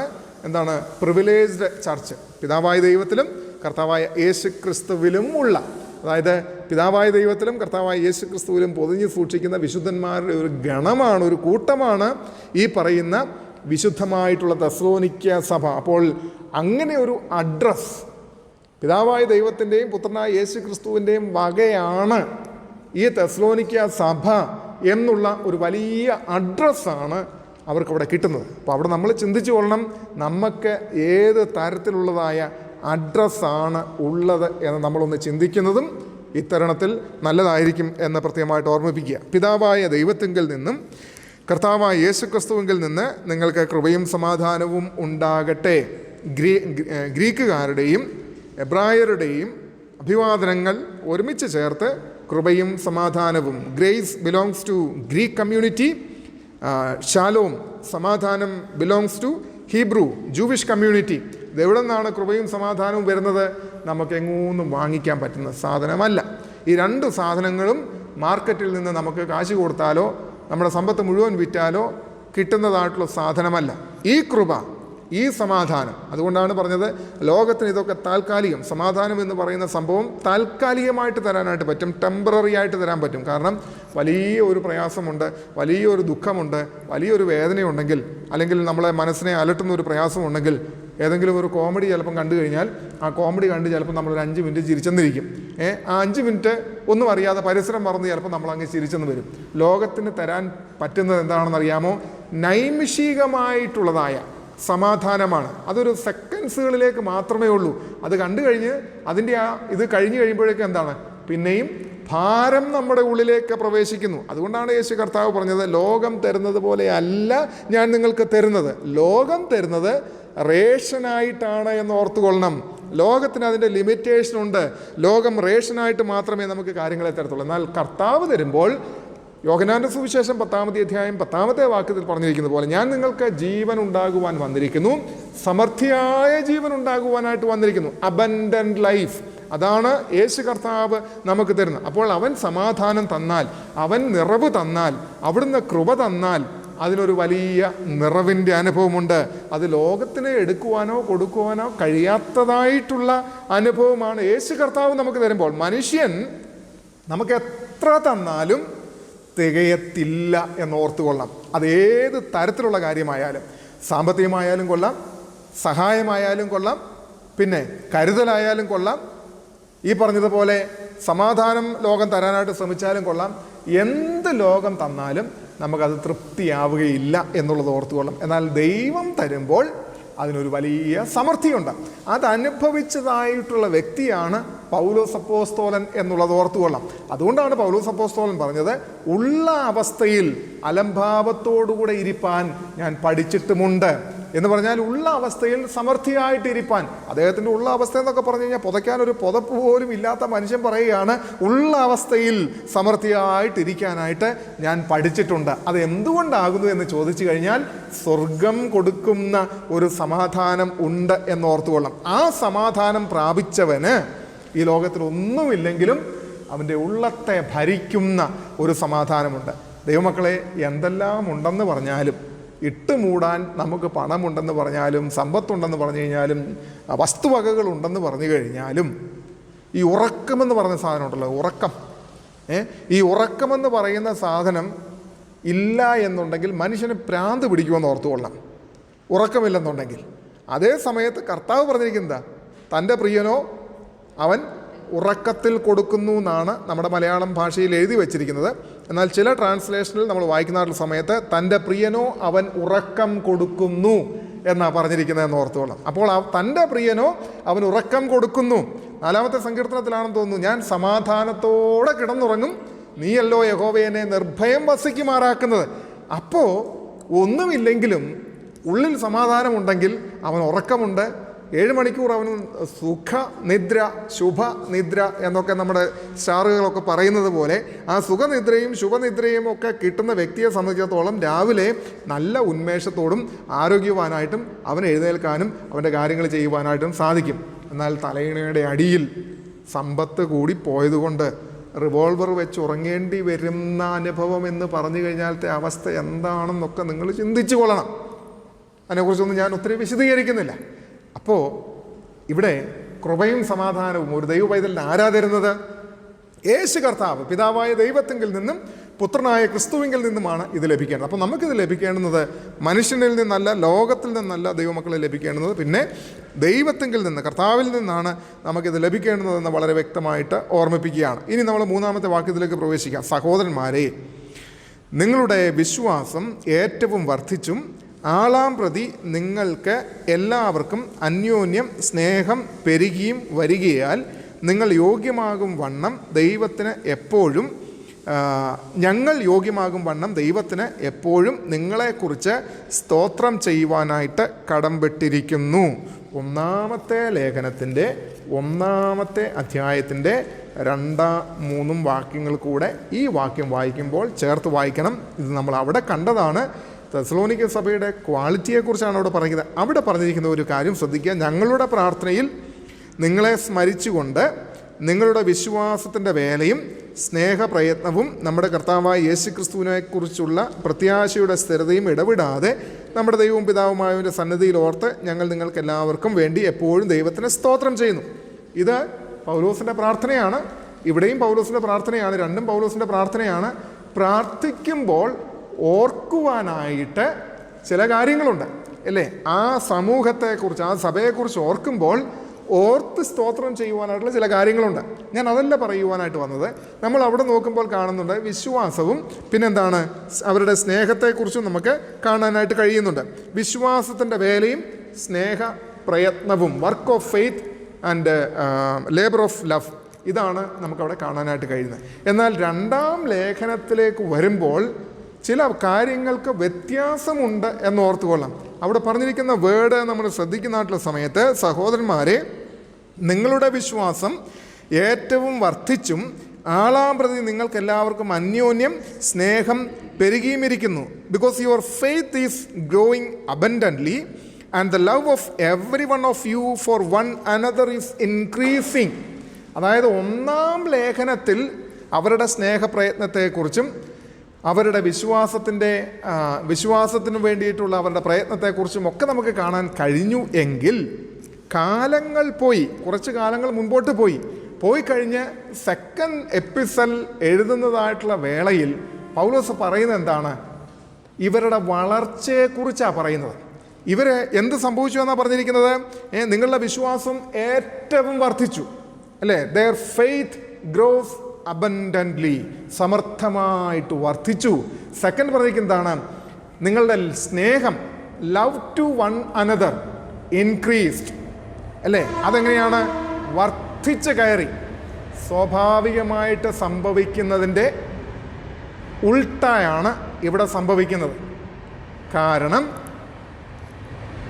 ഈ സഭ അവരുടെ വിശ്വാസത്തിലും സ്നേഹത്തിലും സമർത്ഥമായിട്ട് വളർന്നു. ഇപ്പം വളർന്നു എന്നുള്ള ബാക്ക്ഗ്രൗണ്ടൊക്കെ നിങ്ങൾ ചിന്തിക്കുമ്പോൾ ശ്രദ്ധിച്ചോണം. ബഹുവിധ കഷ്ടങ്ങളുടെ നടുവിൽ കൂടെയും ശോധനയുടെ നടുവിൽ കൂടെയും കടന്നു പോയ ഒരു സമൂഹമാണ്. 1-ാം അധ്യായത്തിൽ 1-ാം ലേഖനത്തിൽ നമ്മളതെല്ലാം പഠിച്ചു കഴിഞ്ഞു. അപ്പോൾ അങ്ങനെ പോയ ഒരു സമൂഹം പ്രതികൂലങ്ങളുണ്ടായപ്പോൾ വിശ്വാസത്തിൽ നിന്ന് പിന്മാറ്റത്തിലേക്ക് പോകാതെ, പ്രതികൂലങ്ങളുണ്ടായപ്പോൾ അന്യോന്യമുള്ള സ്നേഹത്തിന് കുറവ് സംഭവിക്കാതെ ഇത് വർദ്ധിച്ചു വരിക ചെയ്തു. അവരുടെ വിശ്വാസത്തെ ഈ കഷ്ടതയും പട്ടിണിയും നഗ്നതയും ആപത്തും വാളും ഒന്നിനും തെസ്സലോനിക്ക സഭയെ ദൈവസ്നേഹത്തിൽ നിന്ന് വേർപിരിക്കുവാനായിട്ട് കഴിഞ്ഞില്ല. അവർ ആ സ്നേഹത്തിൽ സമർത്ഥമായിട്ട് ആ വിശ്വാസത്തിൽ അങ്ങ് ഉറയ്ക്കുകയാണ്. അതായത് സമൃദ്ധി, വിശ്വാസത്തിൻ്റെ സമൃദ്ധി എന്ന് പറയുമ്പോൾ ആർക്കും തകർക്കാൻ പറ്റാത്തതായ വിശ്വാസം അല്ലേ? നമ്മൾ ശങ്കർ സിമൻറ്റിനെ കുറിച്ചാണെന്ന് തോന്നുന്നു അങ്ങനെ കേൾക്കുന്നത്. പാമ്പൻ പാലത്തിൻ്റെ പിക്ചർ കാണിച്ചിട്ട് പറയും തകർക്കാൻ പറ്റാത്ത വിശ്വാസം എന്ന് പറഞ്ഞതുപോലെ ഏത് പ്രതികൂലത്തിനും, ഏത് പോരാട്ടത്തിനും, ഏത് ശത്രുവിനും ഞങ്ങളെ തകർക്കുവാൻ കഴിയുകയില്ല എന്ന് വിശ്വാസത്തിൽ അടിയുറച്ച കോൺക്രീറ്റ് ഫെയ്ത്തുള്ള ഒരു കമ്മ്യൂണിറ്റി ആയിട്ട് തെസ്സലോനിക്കൻ കമ്മ്യൂണിറ്റി മാറി.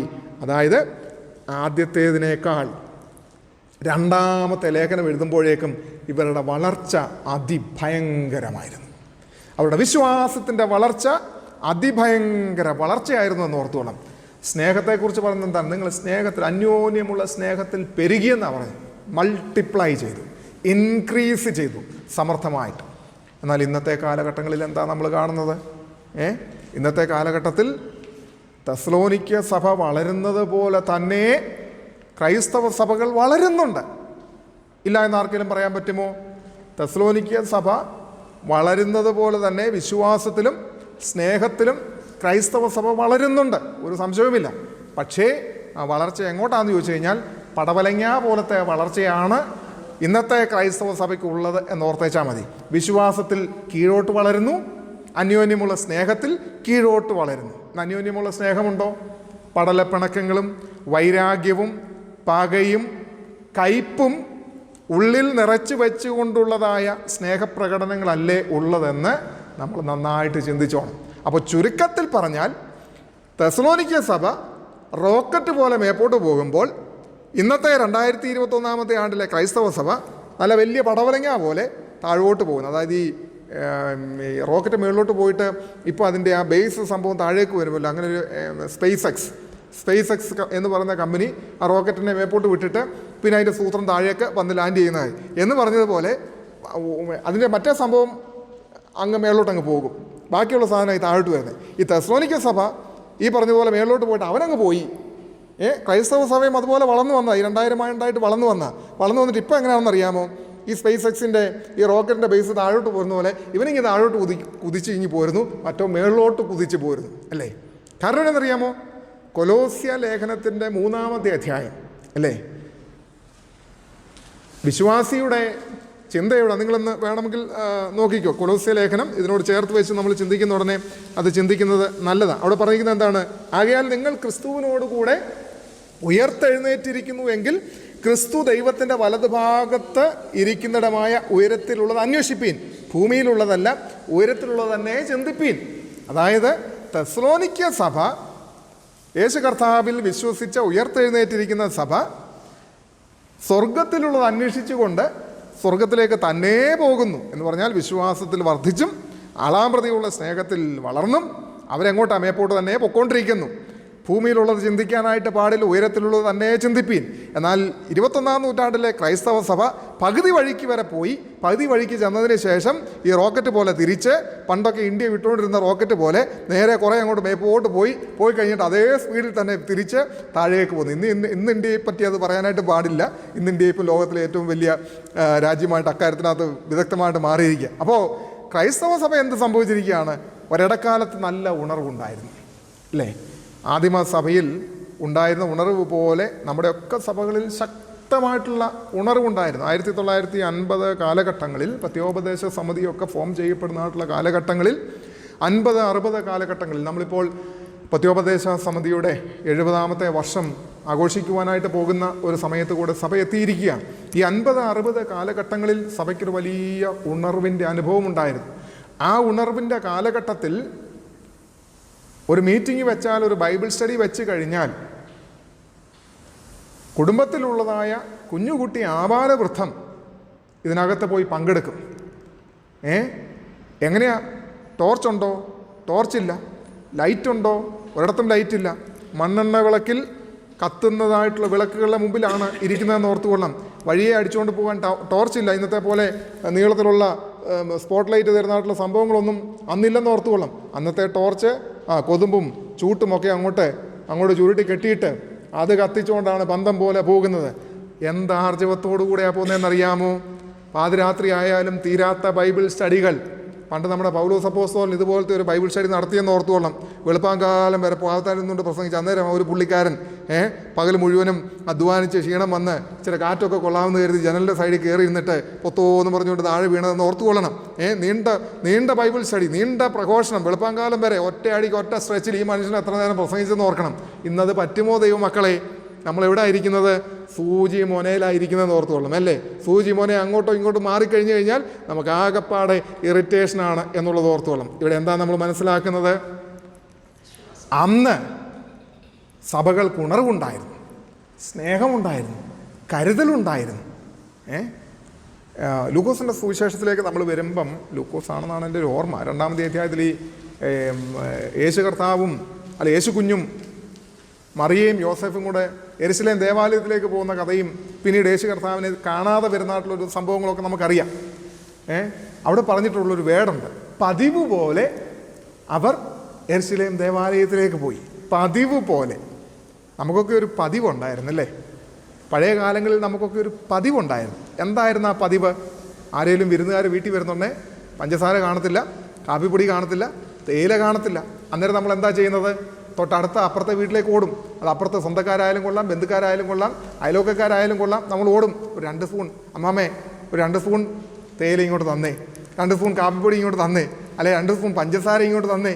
ഒരു കുഞ്ഞ് പേപ്പറിനകത്ത് പൊതിഞ്ഞ് കെട്ടി കൊണ്ടുവരും. അതുപോലെ തന്നെ അവിടെയും ഒരു അത്യാവശ്യം വരുന്നുണ്ട്, ഓടി വന്നിട്ട് ആ ചേട്ടത്തി ഒരു അല്പം മോരുകറി, ഉച്ചയ്ക്ക് 2 പേരുണ്ട്, തന്നാട്ടെ. കൊടുത്തിട്ടില്ലേ? എന്തൊരു സന്തോഷമാണ് അല്ലേ? ഇവിടെ ഉണ്ടെങ്കിൽ അവിടെയും ഉണ്ട്, അവിടെ ഉണ്ടെങ്കിൽ ഇവിടെയും ഉണ്ട് എന്നുള്ള ഒരു പതിവുണ്ടായിരുന്നു. അങ്ങോട്ടും ഇങ്ങോട്ടും കയറിപ്പോകുന്ന ഒരു പതിവുണ്ടായിരുന്നു. ഒരു വീടിൻ്റെയും കതകുകൾ അടച്ചിടുന്ന പതിവില്ലായിരുന്നു. ശ്രദ്ധിച്ചോണം പതിവുകളുടെ വ്യത്യാസം. ഇന്ന് നമ്മുടെയൊക്കെ ഭവനങ്ങൾ 24 hours അടച്ചിട്ടിരിക്കുക. അടച്ചിട്ടേലേ പറ്റൂ, അടച്ചിട്ടിട്ടും പ്രയോജനമില്ലെന്ന് ഓർത്തോണം. ഓക്കെ, അന്ന് അടച്ചിടുന്ന പരിപാടിയില്ല, തുറന്ന് കിടക്കുക. അന്ന് ഓലപ്പുരകളെ ഉള്ളായിരുന്നു. ഓലപ്പുരകളിൽ എന്തുണ്ടായിരുന്നു? ഒരു സമൃദ്ധി ഉണ്ടായിരുന്നു. അന്നത്തെ ജനം ദൈവത്തെ ആരാധിച്ചു, സത്യത്തിലും ആത്മാവിലും ആരാധിച്ചു. ഓരോ മീറ്റിങ്ങുകളൊക്കെ നടത്തുമ്പോൾ ആ കാലഘട്ടത്തിൽ എൻ്റെ അമ്മയും എൻ്റെ അമ്മയാണ് കൂടുതലും സ്റ്റോറികൾ ഇത്രയൊക്കെ പറഞ്ഞു തന്നിട്ടുള്ളത്. പ്ലാവുങ്കലച്ചനൊക്കെ, മത്തായി അങ്കിളിനൊക്കെ ഓർമ്മ കാണുമായിരിക്കും. പ്ലാവുങ്കലച്ചനൊക്കെ കെ മത്തായി അച്ഛൻ, പ്ലാവുങ്കലച്ചനൊക്കെ ബൈബിൾ സ്റ്റഡി എടുക്കുന്ന നാട്ടിലുള്ള സമയത്തൊക്കെ രാത്രികളിലൊക്കെ ബൈബിൾ സ്റ്റഡി എടുക്കും. എന്തോ ഒരു ഉണർവിൻ്റെ കാലഘട്ടം.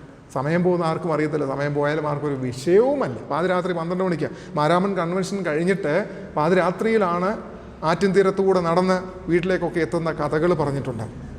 അന്നൊരു പാട്ട് വെച്ച് കഴിഞ്ഞാൽ, പ്രാർത്ഥന വെച്ച് കഴിഞ്ഞാൽ എല്ലാവരും കൂടി വരും. ജനം ഒരുമിച്ച് കൈയടിച്ച് ആരാധിച്ച് സ്തുതിയും സ്തോത്രവും ഹല്ലേലൂയയും കൊണ്ട് മുഴങ്ങും. ഇന്നൊരു ഹല്ലേലൂയ പറയാൻ ജാക്കി വെച്ച് പറഞ്ഞാൽ പോലും, എഴുന്നേൽപ്പിച്ചാൽ പോലും എഴുന്നേക്കത്തില്ല അല്ലേ? ഒരു ഹല്ലേലൂയ പറയാൻ നമുക്ക് ബുദ്ധിമുട്ടാണ്, ഒരു സ്തോത്രം പറയാൻ നമുക്ക് ബുദ്ധിമുട്ടാണ്. കാലം മാറിപ്പോയി. ഞാൻ പറഞ്ഞു വന്നെന്താണെന്നറിയാമോ? തെസ്സലോനിക്ക സഭ സ്നേഹത്തിലും വിശ്വാസത്തിലും വളർന്നു, പെരുകി. ഒരു സമൃദ്ധി അതിനകത്തുണ്ടായിരുന്നു. വിശ്വാസത്തിലും സ്നേഹത്തിലും ഒരു സമൃദ്ധി ഉണ്ടായിരുന്നു. എന്നാൽ ഇന്നത്തെ സഭ ഇതെല്ലാം ഇല്ലാതെയായിത്തീർന്നു. നമ്മുടെ വളർച്ച കീഴോട്ടാണ് എന്നോർത്തുകൊള്ളാം. നമുക്ക് ആർഗ്യുമെൻറ്റുകൾ, നമുക്ക് എന്താ പറയുന്നത്, എന്നും വഴക്കുകൾ, വക്കാണങ്ങൾ. ഇതാണോ ക്രൈസ്തവ സഭയ്ക്ക് ഭൂഷണം എന്ന് നാം ഓരോരുത്തരും ചിന്തിക്കേണ്ടതായിട്ടുള്ള അനിവാര്യമായിട്ടുള്ള സമയമാണ് എന്നോർത്തുകൊള്ളാം. അതുകൊണ്ട് ഇവിടെ ഈ സഭയെക്കുറിച്ച് പറയുകയാണ്. ഈ പറയുന്നതായിട്ടുള്ള തെസ്സലോനിക്ക സഭ അവരുടെ വിശ്വാസത്തിലും സ്നേഹത്തിലും വളർന്ന് പടർന്ന് പന്തലിച്ച ഒരു സഭ. അത്രയ്ക്ക് അനുഗ്രഹിക്കപ്പെട്ടതായ ഒരു സഭയാണ് എന്ന് നമുക്ക് കാണുവാനായിട്ട് കഴിയുകയാണ്. പിന്നീട് നമ്മൾ കാണുന്നതായിട്ടുള്ള സമയത്ത് അവിടെ ഈ എന്താ പറഞ്ഞത്, ഇനി അതിനകത്ത് മറ്റൊരു കാര്യം കൂടെ ഞാൻ പറഞ്ഞിട്ട് പെട്ടെന്ന് മുൻപോട്ട് പോവാം. അതായത് ദൈവസഭയുടെ ഒരു പ്രത്യേകത, സൈൻ ഓഫ് ഗോഡ്സ് ചർച്ച്, ദൈവസഭയുടെ ഒരു അടയാളം അല്ലെങ്കിൽ അതിലെ ഒരു സൈനാണ് ഈ പറയുന്നതായിട്ടുള്ള അബൻഡൻസ് ഇൻ ഫെയ്ത്ത്. വിശ്വാസത്തിൽ വർദ്ധിച്ചു വരുന്ന അനുഭവം ദൈവസഭയുടെ പ്രത്യേക ലക്ഷണമാണെന്ന് കാണുവാൻ കഴിയും. രണ്ടാമത്തേതാണ് increase of love to one another, അല്ലെങ്കിൽ മൾട്ടിപ്ലൈ ദ ലവ്. സ്നേഹത്തിൽ പെരുകി വരുന്ന അനുഭവം. ഇതെന്തിൻ്റെ പ്രത്യേകതയാ അല്ലെങ്കിൽ എന്തിൻ്റെ സൈന? ദൈവ മക്കളുടെ അല്ലെങ്കിൽ ദൈവസഭയുടെ, യഥാർത്ഥ ദൈവസഭയുടെ. ഒത്തിരി സഭകളുണ്ടെന്ന് ഓർത്തുകൊള്ളാം, ഒത്തിരി സഭകളുണ്ട്. പക്ഷേ തെസ്സലോനിക്ക സഭയുമായിട്ട് നമ്മൾ ചിന്തിക്കുന്നതായിട്ടുള്ള സമയത്ത് ഒരു ദൈവസഭയുടെ പ്രധാനപ്പെട്ട 2 ലക്ഷണങ്ങളാണ്.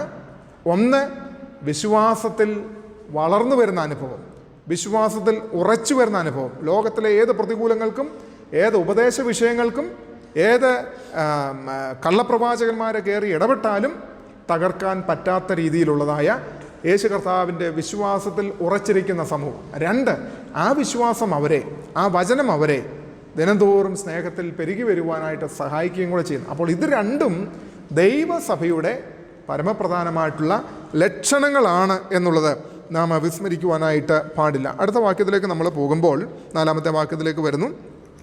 അതുകൊണ്ട് നിങ്ങൾ സഹിക്കുന്ന സകല ഉപദ്രവങ്ങളിലും കഷ്ടങ്ങളിലുമുള്ള നിങ്ങളുടെ സഹിഷ്ണുതയും വിശ്വാസവും നിമിത്തം ഞങ്ങൾ ദൈവത്തിൻ്റെ സഭകളിൽ നിങ്ങളെ ചൊല്ലി പ്രശംസിക്കുന്നു.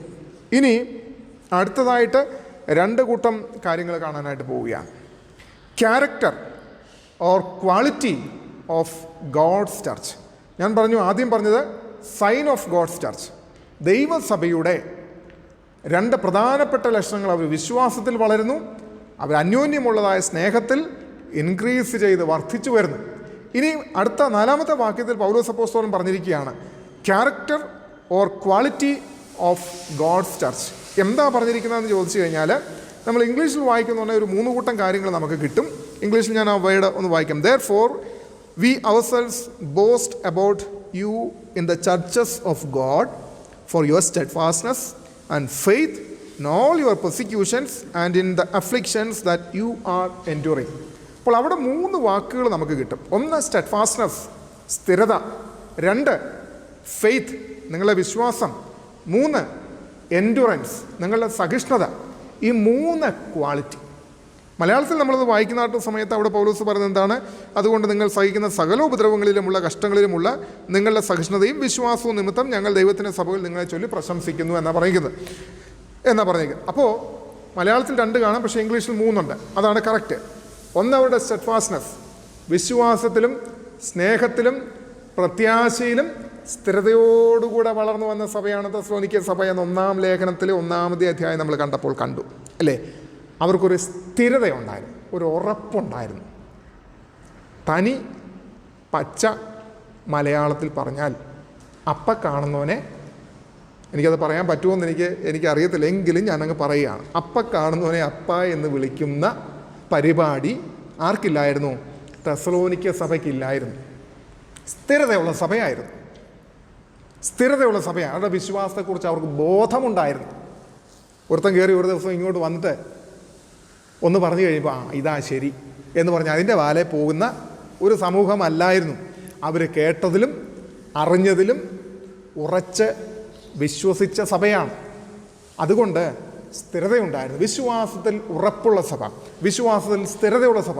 ആർക്കും ആ സഭയെ മറ്റുള്ള വിശ്വാസങ്ങൾ പറഞ്ഞ് കള്ളപ്രവാചകന്മാർ കയറി വന്നാൽ പൗലോസ് പറഞ്ഞിരിക്കുന്ന പോലെ എത്ര കേട്ടിട്ടും പഠിക്കാത്ത പെണ്ണുങ്ങളുടെ അരികിലേക്ക് ഇങ്ങനെയുള്ളവർ നൂണ്ട് കടന്ന് അവരെ വിശ്വാസം തെറ്റിക്കുന്ന അനുഭവത്തിലേക്ക് വന്നാൽ പോകുന്ന സമൂഹമല്ലായിരുന്നു തെസ്സലോനിക്ക സഭ.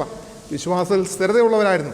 രണ്ടാമതവരെക്കുറിച്ച് പറയുന്നതാണ്, അവരുടെ വിശ്വാസത്തെക്കുറിച്ച് തന്നെയാണ് രണ്ടാമത് പറഞ്ഞിരിക്കുന്നതെന്ന് ഓർത്തുകൊള്ളും. രണ്ടാമത് പറഞ്ഞിരിക്കുന്നത് നിങ്ങളുടെ സഹിഷ്ണുതയും വിശ്വാസവും. ഓക്കെ, അപ്പോൾ രണ്ടാമത് പറയുന്ന വിശ്വാസം. അവരുടെ സിറ്റുവേഷൻ നിങ്ങൾ ശ്രദ്ധിച്ചോ? അവരുടെ സിറ്റുവേഷനെ കുറിച്ചാണ് 4-ാം വാക്യത്തിൽ പറയുന്നുണ്ട്. നമ്മൾ ആ സിറ്റുവേഷനും കൂടെ ഇതിനോട് ചേർത്ത് വെച്ച് വായിക്കുമ്പോൾ മാത്രമേ ഇവരാരായിരുന്നു, ഇവരുടെ ക്വാളിറ്റി എന്താണെന്നുള്ളത് നമുക്ക് മനസ്സിലാക്കാൻ പറ്റുള്ളൂ. എന്താ പറയുന്നത്? നിങ്ങൾ സഹിക്കുന്ന സകല ഉപദ്രവങ്ങളിലും കഷ്ടങ്ങളിലുമുള്ള നിങ്ങളുടെ അപ്പോൾ സ്ഥിരത എവിടെയാണ് ദൈവമക്കളെ? വിശ്വാസം എവിടെയാണ്? സഹിഷ്ണുത എവിടെയാണ്? നിങ്ങൾ അനുഭവിക്കുന്ന സകല ഉപദ്രവങ്ങളുടെയും സകല കഷ്ടതകളുടെയും നടുവിൽ, അതായത് ഒരു സിവിയർ പെർസിക്യൂഷൻ, ഒരു സിവിയർ അട്രോസിറ്റി ഈ സമൂഹം അനുഭവിച്ചുകൊണ്ടിരിക്കുകയാണ്. അങ്ങനെ ഇത്രയും വലിയ പ്രതികൂലമുള്ള സാഹചര്യത്തിലാണ് ഈ വിശ്വാസ സമൂഹം യേശുക്രിസ്തുവിലുള്ളതായ അവൻ്റെ മരണ പുനരുത്ഥാന മടങ്ങി വരവിലുള്ളതായ വിശ്വാസത്തിൽ സ്ഥിരതയോടുകൂടെ നിൽക്കുന്നതെന്ന് ഓർത്തുകൊള്ളണം. നമുക്കൊക്കെ കഷ്ടതയും പ്രതികൂലങ്ങളും ഉപദ്രവങ്ങളും വന്നു കഴിഞ്ഞാൽ നമ്മുടെ ആറ്റിറ്റ്യൂഡ് എന്താ? ഡെഫിനറ്റ്ലി നമ്മൾ വിട്ടിട്ട് പോകും. വിശ്വാസത്തിൽ നമ്മൾ പിന്മാറിപ്പോകുവാൻ സാധ്യത 99% ഉണ്ട്. എന്നാൽ ഈ സഭയ്ക്ക് അതില്ലായിരുന്നു. 2 പറഞ്ഞത് എന്താണ്? അവരുടെ വിശ്വാസം. അത് 1 സ്ഥിരതയാണെങ്കിൽ 2 വിശ്വാസത്തെക്കുറിച്ച്, ആ വിശ്വാസം വലിയതായിരുന്നു. അവരുടെ വിശ്വാസം വലിയതായിരുന്നു. കാരണം ഈ പ്രതികൂലങ്ങളെല്ലാം ഉണ്ടായിട്ടും ടെംപ്റ്റേഷൻസ് ഒത്തിരി ഉണ്ടായിരുന്നു. ഉപദ്രവങ്ങൾ വരുമ്പോഴാണല്ലോ ടെംപ്റ്റേഷൻ കൂടുതൽ വരുന്നത്. പിന്മാറി പോകണോ, ഇതിട്ടേച്ച് പോകണോ, അല്ലെ ഈ സഭ കളഞ്ഞേച്ച് പോകണോ, ഈ ഇടവക കളഞ്ഞേച്ച് പോകണോ. കാരണം പ്രതികൂലങ്ങൾ വരുമ്പോഴാണല്ലോ നമുക്ക് പിന്മാറിപ്പോകുവാൻ, അല്ലേ? ഞങ്ങളെപ്പോലെ ഉള്ളവരെ സംബന്ധിച്ചിടത്തോളം പ്രതികൂലങ്ങൾ വരുമ്പം ഈ പരിപാടി നിർത്തിയേച്ച് അങ്ങ് പോയേക്കാം, അല്ലേ എന്നങ്ങ് ചിന്തിക്കും. അത് സ്വാഭാവികമായിട്ട് അങ്ങ് ചിന്തിച്ച് പോകും. കാരണം അത്രയ്ക്ക് പ്രഷർ വരുമ്പോഴാണ് നമ്മൾ ഓർക്കുന്നത് ഇവിടുത്തെ കലാപരിപാടി മതിയാക്കിയേക്കാം. അതുപോലെ വിശ്വാസ ജീവിതത്തിൽ വിശ്വാസികളായിട്ടുള്ള നിങ്ങളെ സംബന്ധിച്ചിടത്തോളം പ്രഷർ കയറി വരുമ്പം ഈ ഇടവയിൽ വിട്ടേക്കാം, ഈ സഭ വിട്ടേക്കാം. പക്ഷേ തെസ്സലോനിക്ക സഭ ഒന്നും വിട്ടുമില്ല, എങ്ങും പോയുമില്ല. പ്രഷർ നമ്മൾ അനുഭവിച്ചതിനെക്കാട്ടിലും ഒരുപാട് ദുരിതങ്ങൾ അനുഭവിച്ചതായിട്ടുള്ള സഭയാണ് തെസ്സലോനിക്ക സഭ.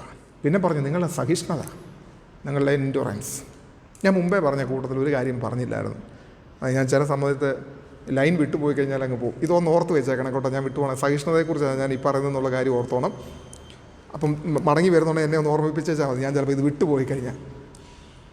ഞാൻ മുമ്പേ പറഞ്ഞു 70-ാം ആഴ്ചവട്ടത്തിൻ്റെയും 69-ൻ്റെ ഇടയിലുള്ള കൃപായുഗത്തെപ്പറ്റി പറഞ്ഞു. ഗ്രേസ് പീരീഡ് ആണെന്ന് പറഞ്ഞു. ചെലവ് കൂടാതെ രക്ഷിക്കപ്പെടാനായിട്ടുള്ളതായ അവസരമാണെന്ന് പറഞ്ഞു. എന്നാൽ 70-ാമത്തെ ആഴ്ചവട്ടത്തിൽ ചെല്ലുമ്പം ചെലവ് കൂടാതെ പരിപാടി പറ്റത്തില്ല. അവിടെ രക്ഷിക്കപ്പെടണമെന്നുണ്ടെങ്കിൽ അവസാനത്തോളം സഹിച്ചു നിൽക്കുന്നവൻ രക്ഷിക്കപ്പെടും. അപ്പോൾ അവിടെ സഹിച്ചു നിന്നാലേ രക്ഷിക്കപ്പെടാൻ പറ്റത്തില്ല. ഇപ്പോൾ ഇവിടെ ഫ്രീയാണ്. കൃപായുഗത്തിലെല്ലാം ഫ്രീയാന്ന് ഓർത്തുകൊള്ളണം. ഒരു കുഴപ്പവുമില്ല, ഒരു പ്രോസിക്യൂഷനുമില്ല, ഒരു ബുദ്ധിമുട്ടുമില്ല. ഇപ്പം ഇതാകുന്നു സുപ്രസാദകാലം, ഇതാകുന്നു രക്ഷാ ദിവസം. ഇന്ന് നിങ്ങളവൻ്റെ ശബ്ദം കേൾക്കുന്നുവെങ്കിൽ മെരീബയിലെ പോലെയും മരുഭൂമിയിൽ മസാനാലിനെ പോലെയും നിങ്ങളുടെ ഹൃദയത്തെ കഠിനമാക്കരുത്. ഇതാണ് നമ്മുടെ സുപ്രസാദകാലം. കാരണം യെശയ്യാ പ്രവാചകൻ്റെ പ്രവചനവാക്യത്തിൽ നിന്ന് യേശു കർത്താവ് യെരുശലേം ദേവാലയത്തിൽ പള്ളിയിൽ ചെന്നപ്പം പാഠം വായിക്കാനായിട്ട് അവിടുത്തെ അച്ഛൻ യേശു കർത്താവിൻ്റെ കയ്യിൽ പാഠം വായിക്കാനായിട്ട് ചുരുളെടുത്ത് കൊടുത്തു. ആ ചുരുൾ കൊടുത്തപ്പോൾ എന്താ പറയുന്നത്, അവിടെ കർത്താവ് ഒരു സംഭവം വിട്ടിട്ടാണ് വായിച്ചത്.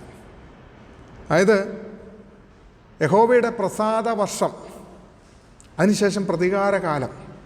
യെശയ്യാവിൽ അതുണ്ട്, പക്ഷേ കർത്താവ് വായിച്ചപ്പോൾ പ്രസാദ വർഷത്തെക്കുറിച്ച് മാത്രമാണ് വായിക്കുന്നത്. പ്രതികാരത്തെക്കുറിച്ച് കർത്താവ് മിണ്ടാതെ പുസ്തകം മടക്കി കൊടുത്ത പുള്ളിക്ക് കൊടുത്തേച്ചു പോയി. അതുകൊണ്ട് ഇത് ഓർത്തോണം കേട്ടോ, യേശു കർത്താവ് പള്ളിയിൽ പാഠം വായിച്ച ആളാണെന്ന് ഓർത്തോണം. അതുകൊണ്ട് ഈ പാഠം വായിക്കാനായിട്ട് അവസരം കിട്ടുമ്പോൾ ഓർത്തോണം, എൻ്റെ കർത്താവ് ചെയ്ത ഒരു ശുശ്രൂഷയാണ് ഞാൻ ചെയ്യുന്നത് എന്നുള്ള ഓർമ്മ നമ്മളെ ഭരിക്കുന്നത് നല്ലതായിരിക്കും. കാരണം യേശു കർത്താവ് പള്ളിയിൽ വായിച്ചതാണ്, ബൈബിള് വായിച്ചതാണ്, സ്ക്രിപ്ചർ പ്രവചന പുസ്തകത്തിൽ നിന്നാണ് വായിച്ചത്.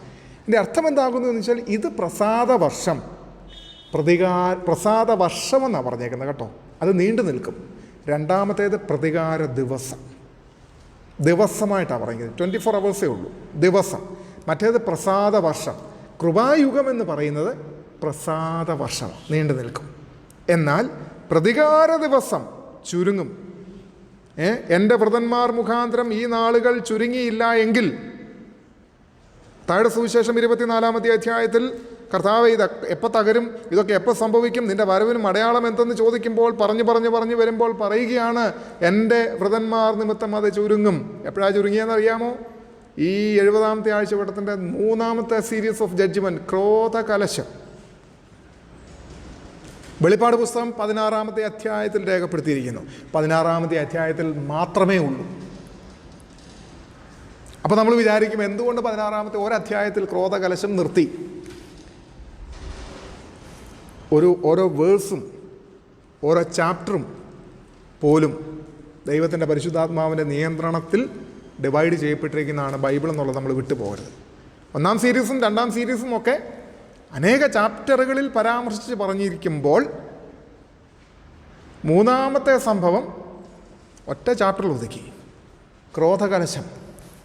പടക്കെന്ന് പറഞ്ഞുകൊണ്ട് 7 ബൗൾ അങ്ങ് ഒഴിക്കുക, ഒഴിച്ചങ്ങ് തീർക്കുക, സെക്കൻഡ് വെച്ച്.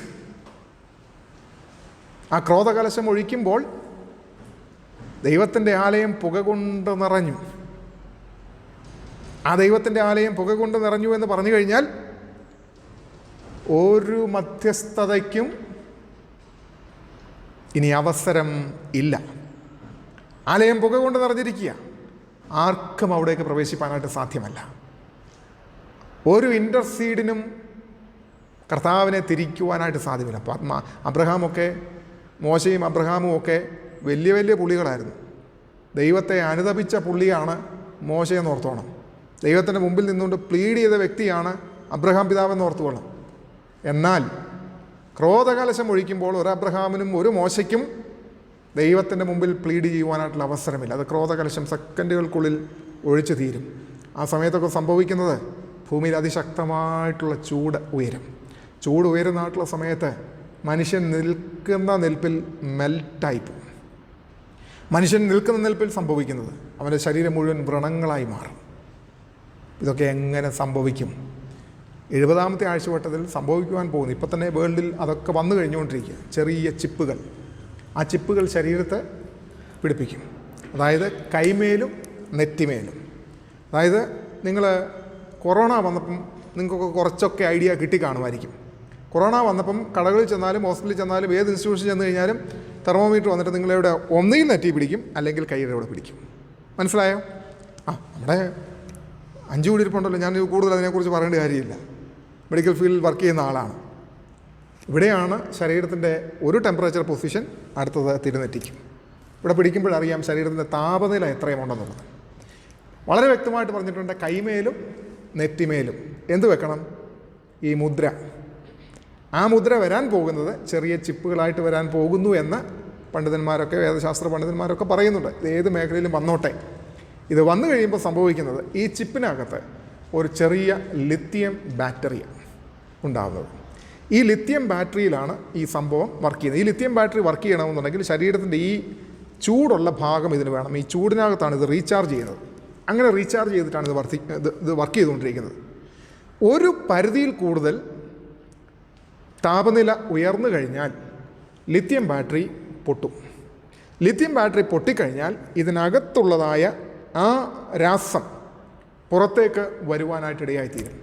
അത് പുറത്തേക്ക് വന്ന് മനുഷ്യൻ്റെ ശരീരത്തിൽ വ്യാപിച്ചു കഴിഞ്ഞാൽ മനുഷ്യൻ വ്രണങ്ങൾ കൊണ്ട് മൂടപ്പെടും. നിമിഷ നേരങ്ങൾ കൊണ്ട് സംഭവിക്കും. 16-ാമത്തെ അധ്യായം എടുത്ത് വായിച്ചാൽ മതി. വെളിപ്പാട് പുസ്തകം. മനുഷ്യൻ വ്രണങ്ങൾ കൊണ്ട് മൂടപ്പെടും. ഈ ലിത്തിയം ബാറ്ററി വെച്ചിരിക്കുന്നവൻ്റെ ശരീരത്തിൽ മുഴുവനും ഈ ചൂട് അസഹനീയമാകുമ്പോൾ ആ ബാറ്ററി ബ്ലാസ്റ്റായിട്ട് അതിനകത്തുള്ളതായ കെമിക്കൽസ് പുറത്തേക്ക് വരും. ആ കെമിക്കൽസ് പുറത്തേക്ക് വന്നിട്ട് മനുഷ്യ ശരീരങ്ങൾ വ്രണങ്ങൾ കൊണ്ട് നിറയുവാനായിട്ട് ഇടയായിത്തീരുമെന്ന് ഓർത്തോളൂ. അപ്പോൾ ഒത്തിരി കാര്യങ്ങൾ സംഭവിക്കുക. അപ്പോൾ അവിടെ സഹിഷ്ണുത, സഹിക്കുക എന്നുള്ള പദങ്ങളൊക്കെ കാണുവാനായിട്ട് കഴിയുമെന്ന് ഓർത്തോളാം. അപ്പം ഞാനത് മുമ്പേ പറയാനായിട്ട് വിട്ടുപോയി. സഹിച്ചു നിൽക്കുന്നവനെ 70-ാം ആഴ്ചവട്ടക്കാലത്തിൽ രക്ഷപ്പെടാൻ പറ്റത്തുള്ളൂ, അല്ലാത്തവൻ പോകത്തില്ല. ആ സഹനമില്ലാത്തവൻ ഒന്നുകിൽ അതിനു മുമ്പേ തീരും. ഇപ്പം കഴിഞ്ഞ ദിവസം ചങ്ങനാശ്ശേരി എന്ന് പറഞ്ഞ സ്ഥലത്ത് നടന്നൊരു സംഭവം. കേവലം 50 വയസ്സ് മാത്രം പ്രായമുള്ളതായ ഒരു മനുഷ്യൻ, നല്ല മദ്യപാനി, ഒരു തികഞ്ഞ മദ്യപാനിയായിരുന്നു. അദ്ദേഹത്തിന് ക്യാൻസർ വന്നു. അദ്ദേഹത്തിന് ക്യാൻസർ വന്നിട്ട് അതിൻ്റെ ഏറ്റവും മാക്സിമം സ്റ്റേജിലേക്ക് വന്നു. ശക്തമായിട്ടുള്ള വേദനയിൽ ആ മനുഷ്യൻ ആയിരിക്കുമ്പോൾ 2 പ്രാവശ്യം ഈ വേദന സഹിക്കാൻ കഴിയാതെ അദ്ദേഹം മരിക്കുവാനായിട്ട് ശ്രമിച്ചു. ഒന്ന്, സൂയിസൈഡ് ചെയ്യുവാൻ കയറൊക്കെ കെട്ടി നോക്കി, രക്ഷയില്ല, വിട്ടുപോയി, നടന്നില്ല. 2, റെയിൽവേ ട്രാക്കിൻ്റെ സമീപത്തുകൂടെ ട്രെയിനിൻ്റെ മുമ്പിൽ ചാടി മരിക്കാനായിട്ട് പോയി. പക്ഷേ ട്രെയിൻ വന്നായിട്ടുള്ള സമയത്ത് ട്രെയിനിൻ്റെ കാറ്റ് അടിച്ചിട്ട് ഈ പുള്ളിക്കാരൻ തെറിച്ച് പോകാൻ, കരിയില പോലെ തെറിച്ച് പോകാനായിട്ട് ഇടയായി. നടന്ന സംഭവം കേട്ടോ. ചുമ്മാ നിങ്ങൾ ചിന്തിക്കരുത് അച്ഛന്മാർക്ക് ഉള്ള ഈ ബ്ലണ്ടറുകളെല്ലാം പറഞ്ഞു പഠിപ്പിക്കാമെന്ന്. എൻ്റെ ഭാര്യയുടെ അനിയത്തിയുടെ വീടിൻ്റെ സമീപത്ത് നടന്ന സംഭവമാണ് ഞാൻ ഈ പറഞ്ഞത്. ഈ കഴിഞ്ഞ 2 ദിവസമേ ആയുള്ളൂ. അപ്പോൾ അത്രയും പറയുമ്പോഴെങ്കിലും നിങ്ങൾക്കറിയാമല്ലോ ഇത് കള്ളത്തരമല്ല പറഞ്ഞെന്നുള്ളത്. അങ്ങനെ വളരെ ഞാഞ്ഞൂര് പോലെ ഉള്ളൂ. കാറ്റടിച്ച് താഴെ പോയി, ചാവാൻ പോയവൻ ട്രെയിനിൻ്റെ കാറ്റടിച്ച് താഴെ. ഇത് നമുക്കൊരു കോമഡി ആയിട്ട് തോന്നും. അവസാനം പുള്ളി സക്സസ് ആയി. 3-ാമത്തെ പ്രാവശ്യം കൈയുടെ വെയിൻ കട്ട് ചെയ്തു. കൈയുടെ വെയിൻ കട്ട് ചെയ്ത് അദ്ദേഹം മരിച്ചു. ഒരു തുള്ളി ബ്ലഡ് പോലും പുറത്ത് വന്നില്ലെന്നാണ് ന്യൂസ് കേട്ടത്. കാരണം ആ ശരീരത്തിൽ ബ്ലഡ് പോലും ഇല്ലാത്ത അവസ്ഥ. എന്ന് പറഞ്ഞാൽ മാരകമായിട്ടുള്ള വേദന സഹിക്കാൻ വയ്യ അല്ലേ? ജീവൻ അസ്തമിപ്പിച്ചു. 70-ാമത്തെ ആഴ്ചവട്ടത്തിൽ സഹിച്ചു നിൽക്കുന്നവൻ, ഈ മഹോപദ്രവ കാലത്ത് സഹിച്ചു നിൽക്കുന്നവനെ രക്ഷപ്പെടത്തുള്ളൂ. ഈ പീഡനങ്ങളിലൊക്കെ നടുവിൽ സഹിച്ചു നിൽക്കുക എന്ന് പറഞ്ഞാൽ കുഞ്ഞുകളിയാണോ? അതിൻ്റെ ഉപദ്രവത്തിൻ്റെ ആ കാഠിന്യം നിങ്ങൾ മനസ്സിലാക്കുമ്പോൾ മാത്രം, കാഠിന്യങ്ങൾ മനസ്സിലാക്കുമ്പോൾ മാത്രം നിങ്ങൾക്ക് മനസ്സിലാവുകയുള്ളൂ എന്ന് ഓർക്കണം. കാരണം വിൽക്കാൻ പറ്റത്തില്ല, വാങ്ങിക്കാൻ പറ്റത്തില്ല. ഈ അന്ത്യക്രിസ്തുവിൻ്റെ മുദ്ര ഏൽക്കാത്തവനെ വിൽക്കാനും വാങ്ങിക്കാനും പറ്റില്ല. എത്ര ദിവസം പട്ടിണി കിടക്കും? എത്ര ദിവസം പട്ടിണി കിടക്കും? അപ്പോൾ അതിൻ്റെ ക്രൂരമായിട്ടുള്ള ആ ഒരു പീഡനം നടന്നുകൊണ്ടിരിക്കുക. ക്രൂരമായിട്ടുള്ളൊരു പീഡനമാണ് നടന്നുകൊണ്ടിരിക്കുന്നത്. അതിൻ്റെ നടുവിൽ പിടിച്ചു നിൽക്കുക എന്ന് പറഞ്ഞത്, സഹിച്ചു നിൽക്കുക എന്ന് പറഞ്ഞത്, അന്ന് യഹൂദന്മാർക്ക് മാനസാന്തരം ഉണ്ടാവും. കുറേ ആളുകൾക്ക് മാനസാന്തരം ഉണ്ടാവും. അതായത് പീഡനകാല വിശുദ്ധന്മാരെന്നാണ് നമ്മൾ അവരെ വിളിക്കുന്നത്. ഈ തിരിച്ചറിവുകളൊക്കെ ഉണ്ടായി കഴിയുമ്പോൾ കുറേ യഹൂദന്മാർക്കും ജാതികൾക്കും ഒക്കെ ഇത് വ്യത്യാസം ഉണ്ടാകും. അവരെ പീഡനകാല വിശുദ്ധന്മാരെന്നാണ് വിളിക്കുന്നത്. അവർ പോയി പ്രാർത്ഥിക്കുന്ന പ്രാർത്ഥനയൊക്കെ ഉണ്ട്. അത് ഞാനിപ്പം ഇതിൻ്റെ ബാക്കി വരുന്ന പറയും. പക്ഷേ എന്തിനും സമയം അവസാനിപ്പിക്കുകയാണ്. അവർ പോയി കർത്താവിൻ്റെ സന്നിധിയിൽ നിന്നുകൊണ്ട് 6-ാമത്തെ അധ്യായം വായിച്ചാൽ മതി. കർത്താവെ, നീ ഇതൊന്നും കാണുന്നില്ലയോ? ഞങ്ങൾ അറുക്കപ്പെട്ടവരുടെ ആത്മാക്കളെ യാഗപീഠത്തിൻ്റെ കീഴിൽ കണ്ടിരിക്കുന്നു. അവരുടെ ഒരു പ്രാർത്ഥനയൊക്കെ ഉണ്ട്. കർത്താവ്, നീ ഇതൊന്നും കാണുന്നില്ലയോ എന്നൊക്കെ പറഞ്ഞു. അപ്പോൾ കർത്താവ് തിരിച്ച് മറുപടി പറയുന്നുണ്ട്, എന്താ, നിങ്ങൾ കുറച്ചുകൂടെ ഒന്ന് അടങ്ങി പാർക്കും, നിങ്ങളെപ്പോലെ വേറെ ചില പുള്ളികൾ കൂടെ ഇങ്ങോട്ട് വരാനായിട്ടുണ്ട്, തൽക്കാലം മക്കളെ അവിടെ വെയിറ്റ് ചെയ്യ് എന്ന് പറഞ്ഞുകൊണ്ട് കർത്താവ് അവരെ ആശ്വസിപ്പിച്ചൊക്കെ നിർത്തുന്നുണ്ട്. 8-ാമത്തെ അധ്യായത്തിൽ വരുന്നുണ്ടല്ലോ, വിശുദ്ധന്മാരുടെ പ്രാർത്ഥനയിൽ ധൂപവർഗം, സുഗന്ധധൂപം ആകുന്ന വിശുദ്ധന്മാരുടെ പ്രാർത്ഥനയിൽ യാഗപീഠത്തിൽ നിന്നുള്ളതായ കനലുകൂടെ അങ്ങോട്ട് നിറച്ചിട്ട് ഒറ്റ ഏറാണ് ഭൂമിയിലേക്ക്. കണ്ണുനീരിന്, കരച്ചിലിന്, ഈ ഭൂമിയിൽ ദൈവമക്കളെ ഉപദ്രവിക്കുകയും അവർക്ക് പീഡനങ്ങൾ കൊടുക്കുകയും ചെയ്തതായിട്ടുള്ള സകല എണ്ണവും വാങ്ങിച്ചു കിട്ടുന്ന ഒരു കൊടുപ്പാണ് 8-ാമത്തെ അധ്യായത്തിൽ ദൈവമക്കളുടെ പ്രാർത്ഥനയോടൊപ്പം യാഗപീഠത്തിലെ കനലുമെടുത്ത് അതിൽ നിറച്ച് ഭൂമിയിലേക്കൊരു ദൂതൻ എറിയുന്നതായിട്ടുള്ള കാഴ്ച നമുക്ക് കാണാനായിട്ട് സാധിക്കും. അപ്പോൾ നമ്മളിന്ന് വിചാരിക്കും, നമ്മളെ ഉപദ്രവിക്കുന്ന കർത്താവ് പറഞ്ഞ നിങ്ങളെ ഉപദ്രവിക്കുന്നവർക്ക് വേണ്ടി നിങ്ങൾ പ്രാർത്ഥിച്ചോളാനാണ് പറഞ്ഞേക്കുന്നത്. പക്ഷേ ഒരു ദിവസം ദൈവത്തിൻ്റെ പ്രതികാരമുണ്ട്. കർത്താവ് അന്ന് വായിച്ചപ്പോഴേ ഇത് പ്രസാദ വർഷം, പ്രതികാര ദിവസത്തെക്കുറിച്ച് വായിച്ചില്ല. കാരണം വായിക്കാതെ മനഃപൂർവ്വം ഒമിറ്റ് ചെയ്ത് കളഞ്ഞു, മനഃപൂർവ്വം വിട്ട് കളഞ്ഞു. ആ പ്രതികാരം കർത്താവിനറിയാം. അതിൻ്റെ കാഠിന്യം, അതിൻ്റെ ഇൻറ്റൻസിറ്റിയുടെ വലിപ്പം എത്രത്തോളമാണെന്നുള്ളത് കർത്താവിന് നന്നായിട്ട് അറിയുവാനായിട്ട് കഴിയുമായിരുന്നു എന്നുള്ളത് ഓർത്തുകൊള്ളുന്നു. അതുകൊണ്ട് ഞാൻ ഇന്നിവിടെ അവസാനിപ്പിക്കുകയാണ്. ഇവിടെ പറയുന്നത് സഹിഷ്ണുത, വിശ്വാസം, സ്ഥിരത. ഈ വലിയ പ്രതികൂലമുണ്ടായിട്ടും ഉപദ്രവങ്ങളുണ്ടായിട്ടും അവരുടെ ഒരു ക്വാളിറ്റി ആയിരുന്നു സഹിച്ചു നിന്നു. യേശു കർത്താവിൻ്റെ സഹിഷ്ണുത പ്രസിദ്ധി ആർജിച്ചതാണ് അല്ലേ? പീലാത്തോസിൻ്റെ മുമ്പിൽ പോകുമ്പോഴും ചോദ്യങ്ങൾ ചോദിക്കുമ്പോഴും അവൻ കുനിഞ്ഞ് നിൽക്കുന്നു. മറുപടി ഇല്ലാഞ്ഞിട്ടൊന്നുമല്ല കർത്താവ് കുനിഞ്ഞ് നിന്നത്. മറുപടിയൊക്കെ കർത്താവിൻ്റെ കയ്യിലുണ്ട്. പക്ഷേ മാനവരാശിക്ക് വേണ്ടി അവൻ കുനിഞ്ഞ് നിന്നു. സകല ക്രൂശും അവൻ ചുമക്കുവാനായിട്ടിടയായിത്തീർന്നു. ദൈവമക്കളെ, ചില സമയങ്ങളിലൊക്കെ കുനിഞ്ഞു നിൽക്കുന്നത് എന്തിനാണെന്ന് ചോദിച്ചു കഴിഞ്ഞാൽ മറുപടി ഇല്ലാഞ്ഞിട്ടൊന്നുമല്ല, പക്ഷേ മനഃപൂർവ്വം കുനിയുന്നതാണ്. അത് ഓർത്തുകൊള്ളണം. ഇവിടെ നമുക്കത് തന്നെയാണ് കാണാൻ കഴിയുന്നത്. ഈ സഭയുടെ പ്രത്യേകതയാണ്, അവരുടെ ക്യാരക്ടറാണ്, അല്ലെങ്കിൽ അവരുടെ ക്വാളിറ്റിയാണ്.